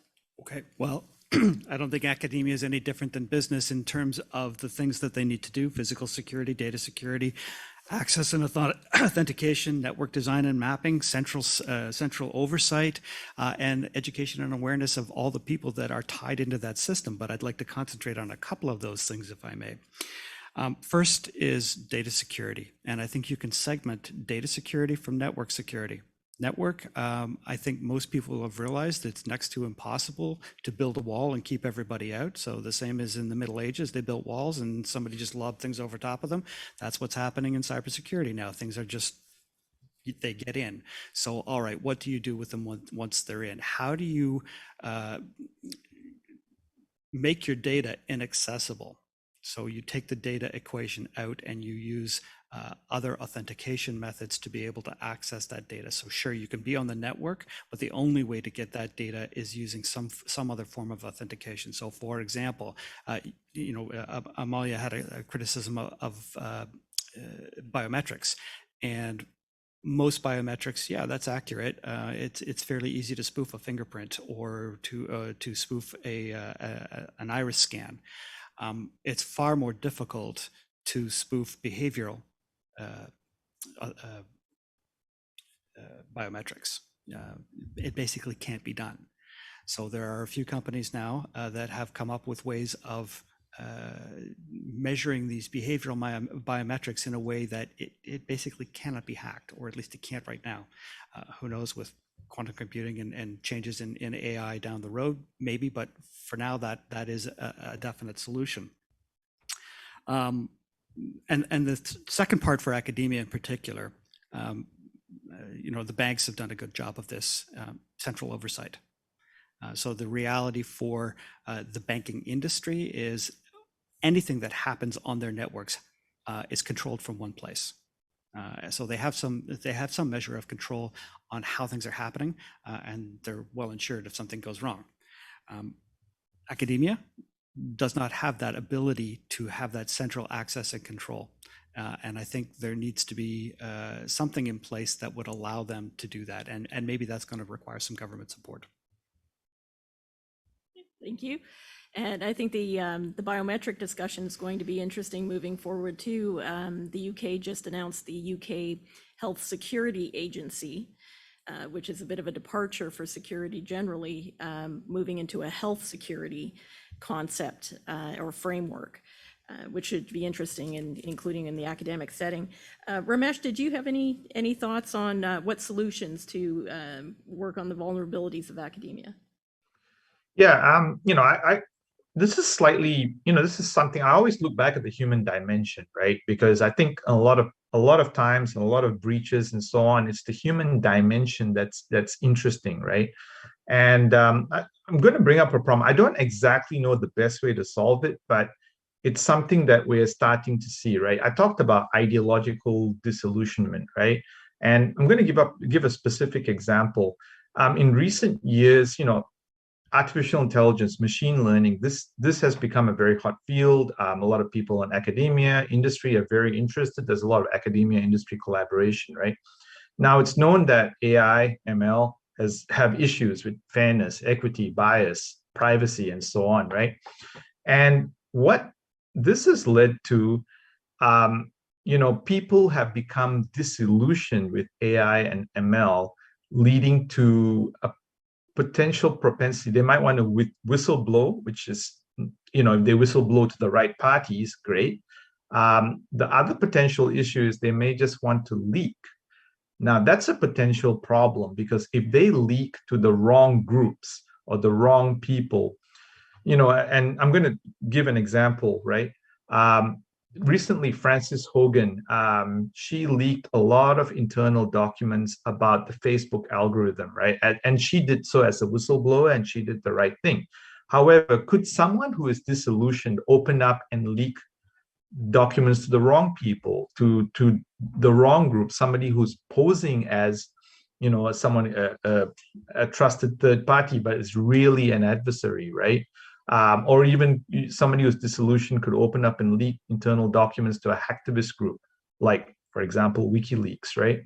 So one thing, I don't know how we could tackle this best, but we have to start thinking about how do we stop people getting disillusioned, ideologically disillusioned, or how do we mitigate that problem, right? From ideological disillusionment, so that they don't end up leaking vital information, right? Or passing on or start collaborating with the wrong people, right? As I said, disillusionment has led to the some of the most damaging espionage rings of all time. And I don't think it's very different in academia in a way. So there has to be some attention paid to this, right? And if I could just add in there, I think that's a really important point, because particularly with work from home and virtual meetings, this is the first time I've been to an event in a very long time. How do you know how your people are feeling? How do you know what kind of how their state of mind is, or their disposition to the organization, if you never see them, or you've never seen them in person, you would see them infrequently? It's not the same online. There's steps to take, but I think that human element, again, like you mentioned, Ramesh, is really important. Amalia, would you like to add anything? Yes, thank you. Yeah, so I'm going to go even a step back from what Scott said, and I'm also going to address what Ramesh said. He talked about having a centralized view of security of your endpoints, of where you could be vulnerable. But I'm coming back to academia's budgets are set for academic purposes, and I think we need to start telling them, you know what, you need to have budgets for privacy, data protection, and cybersecurity. And when I talk about data security, I'm also talking about your SCADA systems. I'm talking about lessons learned from all of the major breaches that we heard about, and setting up your information security infrastructure and budget in a way that it actually covers all of the points as close or as far as they reach. That's one. So having budget for putting securing your intellectual property at the forefront, not just creating it, but securing it. The second thing is, and Scott talked about, is education. For me, having continuous awareness and training of what can happen. There's new vulnerabilities, new attacks. How do they translate in somebody's day-to-day work, particularly if they work remotely? They don't even understand how that affects them anymore. And another, I think, aspect of education is understanding the technology you work with. I see that, I'm sorry to have to say, in a lot of government agencies, that staff comes in, they're new, they haven't worked, they're not trained on the use of technology. Doesn't matter what technology, and by not being trained, they actually are putting everyone at risk, because they will use something in the wrong way.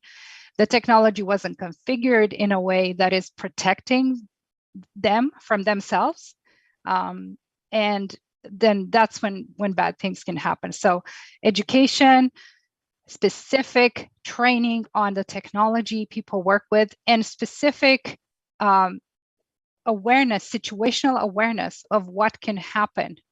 I think those budgets have to increase, especially for academia, quite a bit. Ramesh talked about this disillusionment and not knowing, and you, Bonnie, said not knowing what people experience at home, and maybe they're influenced by something they read in their spare time. So I'm going to go back and say education. We have to really be able to reach people in a way that they understand that they clicked on something, and there is a consequence after that, and they need to start understanding that these things are happening all the time, and they have to be vigilant. I think that's really important, again, and it goes back to this idea of how do we get everybody aware of the risks that are going on.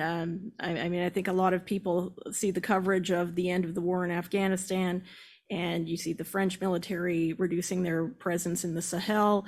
And a lot of people, when you see these headlines, may think, well, it's done and we're in relatively peacetime now. But at the same time, not only are Russia and China and even the US military going to a more persistent state of vigilance and friction, and using doctrines and approaches that are more persistent warfare, but at a very low level, or using espionage and other platforms and methods that will keep the conflict going, yet the public may think that it's peacetime.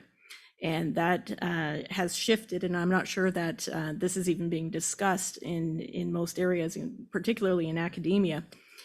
We do have some time left, and I like to, when we have time left on the panel, ask, I like to call it the wild card question.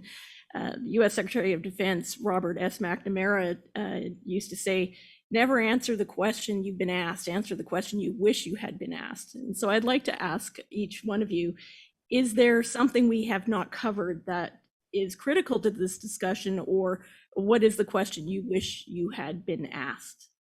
And I'll leave it open to anyone. Scott? I can jump in there, and on our practice session, I did say, what time's the bar open?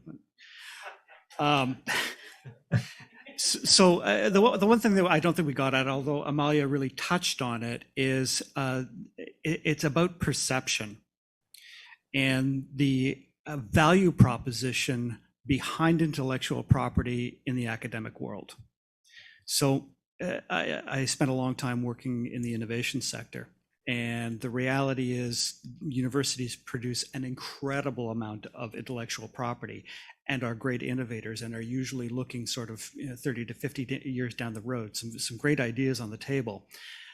But the value proposition for them is not to commercialize that intellectual property. The value proposition is to publish and to have citations. That's how they advance in their careers. That perception means that information that, all of the, if you patent something, it's public information anyway. So what's in the patent is kind of irrelevant to this discussion. What's not in that patent, the secret sauce, and how all of that information was collected and assembled, and the experimental design, and that's the important stuff that we're talking about here. That data is what is valuable to the bad actors. And the perception in academia is, well, that's just the background work that I did to be able to publish. Of course I want to share that. We have a perception issue, and we need to be able to change that perception to recognize the inherent value as a national security issue. Thanks. I would like to add one piece to that, and it has to do with what we're seeing internationally with the academic community, is that the academic community in many areas, particularly in security or cybersecurity, are feeling more isolated and siloed off than ever, and especially from the people, the practitioners who are doing the work in cybersecurity or other areas of security as well. And so while their research is moving ahead, it's not really in sync with what the trends or the needs are on the ground. And it's difficult to keep that matched as the technology and the developments are changing so quickly. But I'd like to turn back to Amalia or Ramesh on what is the question you'd like to answer? I can go, I guess. So one question I wanted to add, and I did this in the dry run as well, but I think it's important for people to realize. The question I wish I'd been asked is around the economic implications of cyber espionage, right? As I mentioned, Director of CSIS talked about how advanced industries, these are under the greatest threats, right? These are facing the greatest threats because a lot of the work has been done in academia. Like Scott said, they're looking 30 to 50 years down the line. So a lot of the work has been done in academia, small startups, which may be not really ready to handle cybersecurity threats, right? And these represent important areas. However, I think it's also worthwhile to sort of start, I wish there was more research on the impact, on actually quantifying some of the impacts of this, right? And as an example, the Center for Responsible Trade, Enterprise and Trade, in collaboration with PricewaterhouseCoopers, did a study in 2014 on the economic implications of loss of trade secrets, which is a form of IP theft, right? They estimated a loss of around 1 to 3% of GDP for advanced economies, right? Nicholas Searle, who's one of the foremost researchers on the economic value of trade secrets, mentioned that innovative firms are heavier users of trade secrets than non-innovative firms, right? Which we accept because we would expect because what Scott said, right? It's not, I mean, the patent's public domain, but it's really that secret sauce, those trade secrets, right? In fact, in the recent, a good example of this was over the whole vaccine patent argument, right? One of the arguments that was brought up was it's not really the patents that are important, it's the trade secrets that are really important to produce the vaccines and so on, right? And this is the same, right? It's the trade secrets that typically end up being more important in a lot of advanced technologies, right? So I'd like to see more discussions about, okay, how do we quantify the economic impact? What are the economic impacts? How do we quantify the economic impacts?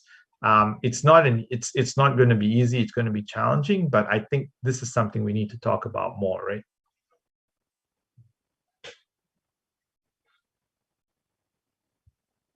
Malia, anything to put forward?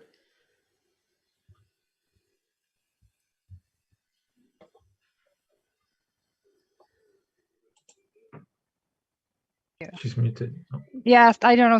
So the control was set on mute. Yeah. So I was trying to formulate the question that I wanted to ask, but I think instead I'm just going to say something that may be very practical, and then maybe I'll formulate the question. What I would like to see in the academia, so a lot of us in the industry have put our brains down on paper and created some great courses that we offer to the the business folks, and they're really about cybersecurity, risk management, privacy.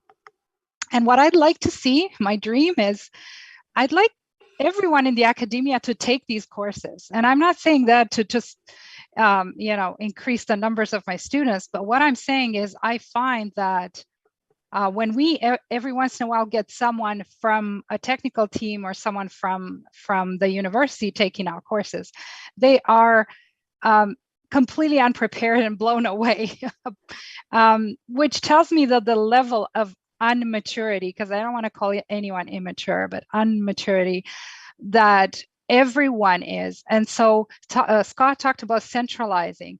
Well, we need to centralize the knowledge. We need to take people at the highest levels in the academia, the deans, and put them through some risk and threat scenarios and workshops, because that's the only way they understand how that directly impacts the value of their intellectual property. That's a great point, Amalia, that it has to go a little bit beyond just taking a course, but actually exercising that or doing the tabletop type activity with it too, because it is that complex. I think that's an excellent point as well. So with that, anybody else have any last thoughts? If not, we can open it for, Ramesh, did you have? Yeah, I just had a quick point, and maybe this is something that you might, it's starting to be done, but I think there might be even more room for it, right? As is well known from behavioral economics, people tend to react, unfortunately, people react better to penalties or the stick rather than the carrot, right? So maybe one way, and I'm just putting this out there for people to think about, but maybe one way to get people thinking about cybersecurity is to say, okay, in a grant proposal, and we're seeing this with, I think NSearch is starting to do this, but in a grant proposal, does a cybersecurity yes or no, right? Pass or fail, go, no go, right? Is your cybersecurity good enough before you get this grant? Right? Something like that, because that's the only way. I mean, unfortunately, I have to say this is one of the few ways that academics are going to wake up to the importance of cybersecurity. If your cybersecurity is not good enough, you're not getting this grant funding, right? So now people tend to react to that potential penalty by waking up and saying, okay, maybe grudgingly, but even if it's grudgingly, it's a start, right? at least waking up and realizing that people have to do something about that cybersecurity, right? Their cybersecurity. Which is a great point, because we are also starting to see some changes in legislation or behavior. For example, Russia is now installing black boxes onto internet providers to filter what's going to the receiving end. Or even in the UK, the new Human Intelligence Act that came out that allows for additional powers and activity to look into this, or even the Countering State Threats Bill that has recently come through. So there is some action, but it's not really joined up necessarily with the academic community yet. But with that, could we open the floor to questions? Well, thank you. That was distressing, and so I think we do need to get. I think we do need to get the drinks as quickly as possible. But I'll pile on and just get you to react to this, because I think actually there's sort of an underselling of how bad it is. So I want to go back to Amalia's point right off the bat about this loss of trust, right, of expertise. So one of the value propositions of higher education is expertise, right? So we can generate all the IP we want, but if ultimately it's not trusted, right? So I'm from the University of Cincinnati. Albert Sabin developed the oral polio vaccine at our university, right? Wiped out polio because no one doubted that once that thing was discovered, we should take it, right? And when you use the term weaponized, right, and you came up with a very sophisticated cyber operations operation that would manipulate a vaccine and kill a whole bunch of people. Well, I've used cyber-enabled, I haven't, right? But people have used cyber-enabled operations to sow doubt and expertise.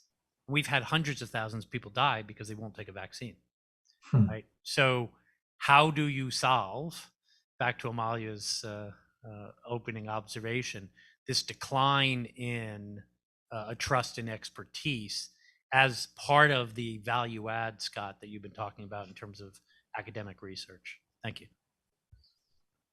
So I can start that, seeing as we talked about the weaponization, and I think we have to depoliticize some of the academic world. A lot of the challenges that you're seeing are, you've got politicians for partisan reasons pointing to research of or credentials of academics that aren't necessarily qualified to even comment on. So you've got, yes, doctors, but they're not immunologists, so don't have a clue about what they're talking about, yet they're pronouncing on the value of that vaccine. So we used to rely on peer-reviewed journals as the only source for academic value, and now we rely on the internet.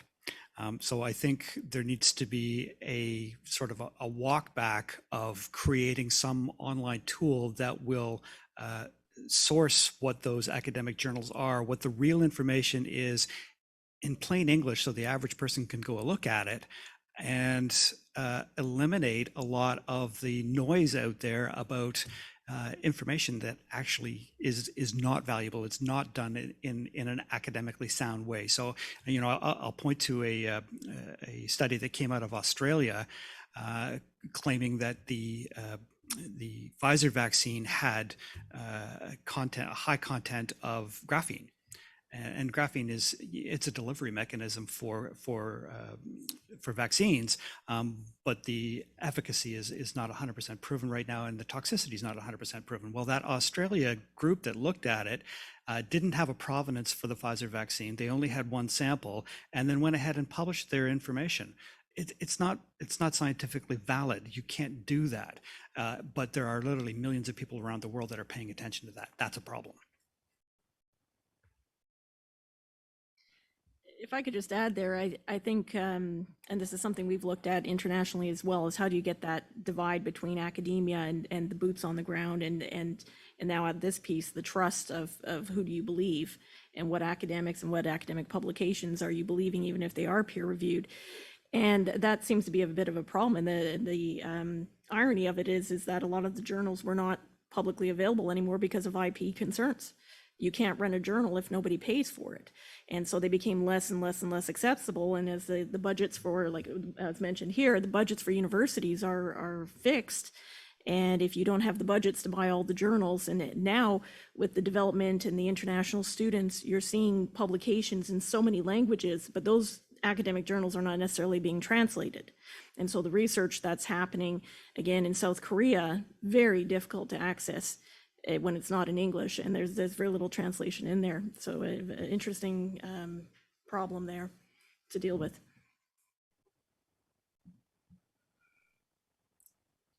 We have another question? Thank you. Following a little bit up on Richard's question, and I was struck by the panel's really insightful comments on espionage. States have been spying on one another for 1,000 years, and they'll probably be doing it for the next 1,000 years. But it's a quantitative difference when they start doing things that some of the panelists were talking about, when you're starting to weaponize using it and using it for really malicious purpose that can have a physical impact back on people, convincing them not to use vaccines, as an example. Is there an opportunity for establishing some international norms of state behavior in cyberspace? And would there be a role for academia to actually get involved in either leading that? Because it may actually be hard for countries to actually do it, but there may be somebody like an academia that might actually be able to step forward. Reasonable, not reasonable? And if not academia, then who's going to take that challenge on? I'll jump in. Yeah. Personally, I think right now it's interesting. Can you put your sound on, Ramesh? Yeah, my sound's on. It's on. Yeah, it's on. Is You're it good. on? Yeah, you're on. Okay. It's interesting because we've had a similar discussion in IPCC right now about I had a discussion with one of the board members of IPCC about this, right? And he made with regard to the vaccine, and he made an interesting point. He said, okay, everyone has data sets, right? Russia has data sets on Sputnik, China has data sets on Sinopharm and Sinovac, the US has data sets, the UK has data sets on AstraZeneca and so on, right? Germany has data sets on Pfizer BioNTech. Why aren't people sharing their data and working together, right?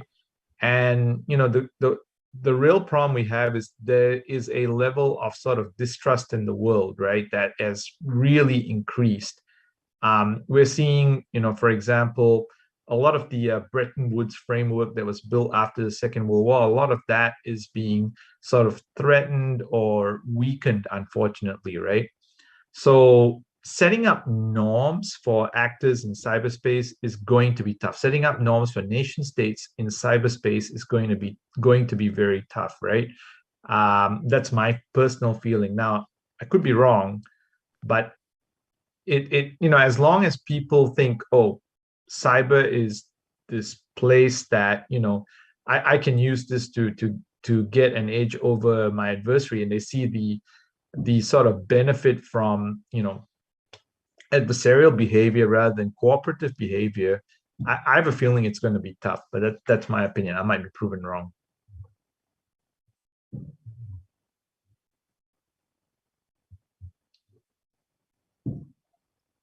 We have another question? Sure. I may be putting you on the spot, Bonnie, but is Canada doing enough from a legislation perspective? Or do we need the mandatory minimums for academics who, put Canadians in harm's way through, like, how do we disincentivize that behavior when you've got state actors who are, are the current laws that are on the books enough to disincentivize bad behavior? And is enough being done within the academic communities to highlight what the perceived penalties are be, or is it all like you're going to go to some white collar crime prison that does, we at the Internet Society, should and could we be advocating to our governments to have tougher penalties on those who would commit these crimes? So I think part of the problem is who are you actually chasing? from an enforcement perspective, say you're an RCMP officer sitting in an office tracking a bad actor, and you know absolutely with 100% certainty who it is, and he's in China. What do you do? So, to Bob's question about can we have some international norms? Well, Russia just sent up a missile and blew up a satellite, and it's caused all kinds of problems now. We actually have rules on that internationally already, but they get ignored. And there's very little anyone can do in terms of consequence for that. So the same thing is true for cybersecurity, where there is no ability for one nation to have that kind of reach. So without some kind of international cooperation and some kind of international norm about here's what the law is, or some kind of extradition right, when you know exactly who it is, having a domestic law for cyber hacking is going to do absolutely nothing. Yeah, so I think the current the way things are going with the current laws, and you may or may not be aware of how China has enacted a privacy law recently, but it's part of a trilogy of laws. There are certain states that absolutely want to be in control of the information that is flowing in and flowing out of their country, because they know that right now information is absolute power. If we go a layer down, technology, advanced technology is going to support that absolute power. So it's information technology. And we're getting to the layer of education. I think the only thing that we can do here, that we can empower academia, universities, is really by putting focus, instead of putting focus on the bad actors. And I'm not saying I want to go with the stick, I want to go with the carrot, but I'd like to incentivize the universities and colleges and higher education organizations to actually adopt at least a minimum of cybersecurity requirements and privacy protective requirements. They need to start building a culture where they understand the value of their IP and the value of personal information, the value of what they produce. I think if I go to anyone, I walk into any university today and I ask them, do you know what the value of, show me your research, you know what the value is? Do you know what you're holding in your hands? They have absolutely no idea how to quantify. So I would actually go to our government and say, you have to start supporting academia. You have to start supporting some partnerships between businesses and academia to impart that knowledge, to help them build their cybersecurity and data protection practices. Thanks, Amalia. And again, I think the footing that we're on, are we in peacetime? Are we in a continuous warfare environment? That has to be made aware and better understood, I think, if we're going to be enforcing and having compliance or penalties put onto individuals. We need to understand what kind of environment we're working in as well, and that's going to be a big piece with academia. Thanks. Well, thank you all to our panelists. That was a fantastic discussion, and one I'm sure will continue. Thank you so much, Bonnie. I'd now like to introduce someone who is absolutely instrumental in pulling this day together. Alexi Amini is the coordinator of the Transatlantic Innovation Center initiative at the NATO Association of Canada, a think tank focused on informing Canadian civil society and government circles about international affairs and the Alliance's fundamental role in preserving security and prosperity. In his role as coordinator, Alexi strives to build bridges between the national security community and the broader tech sector in the context of emerging disruptive technologies, like cyber, AI, quantum computing, that have profound implications for defense and security. Alexi will be providing closing remarks for today's discussion.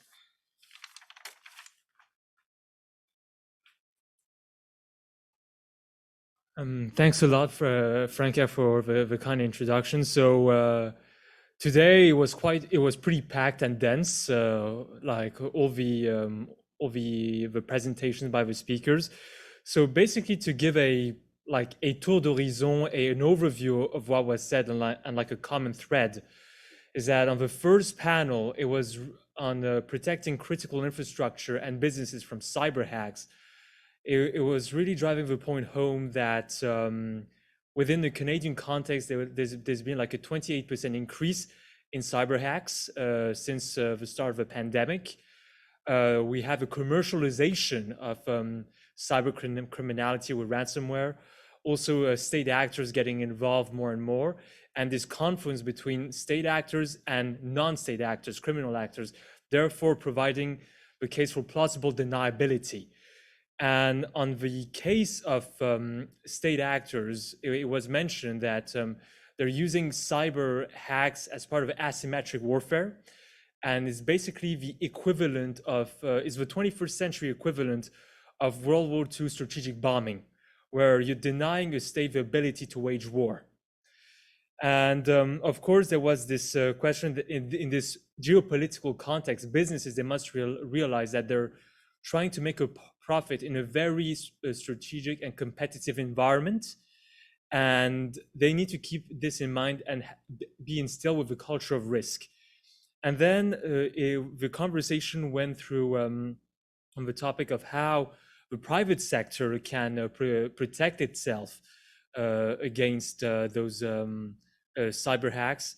So the point was raised of integrating basically within the business units, like the cybersecurity team, it must be talking to the different business units.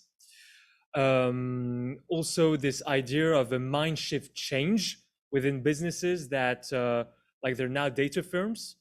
And so data can be of extreme value to you, but it can be turned against you.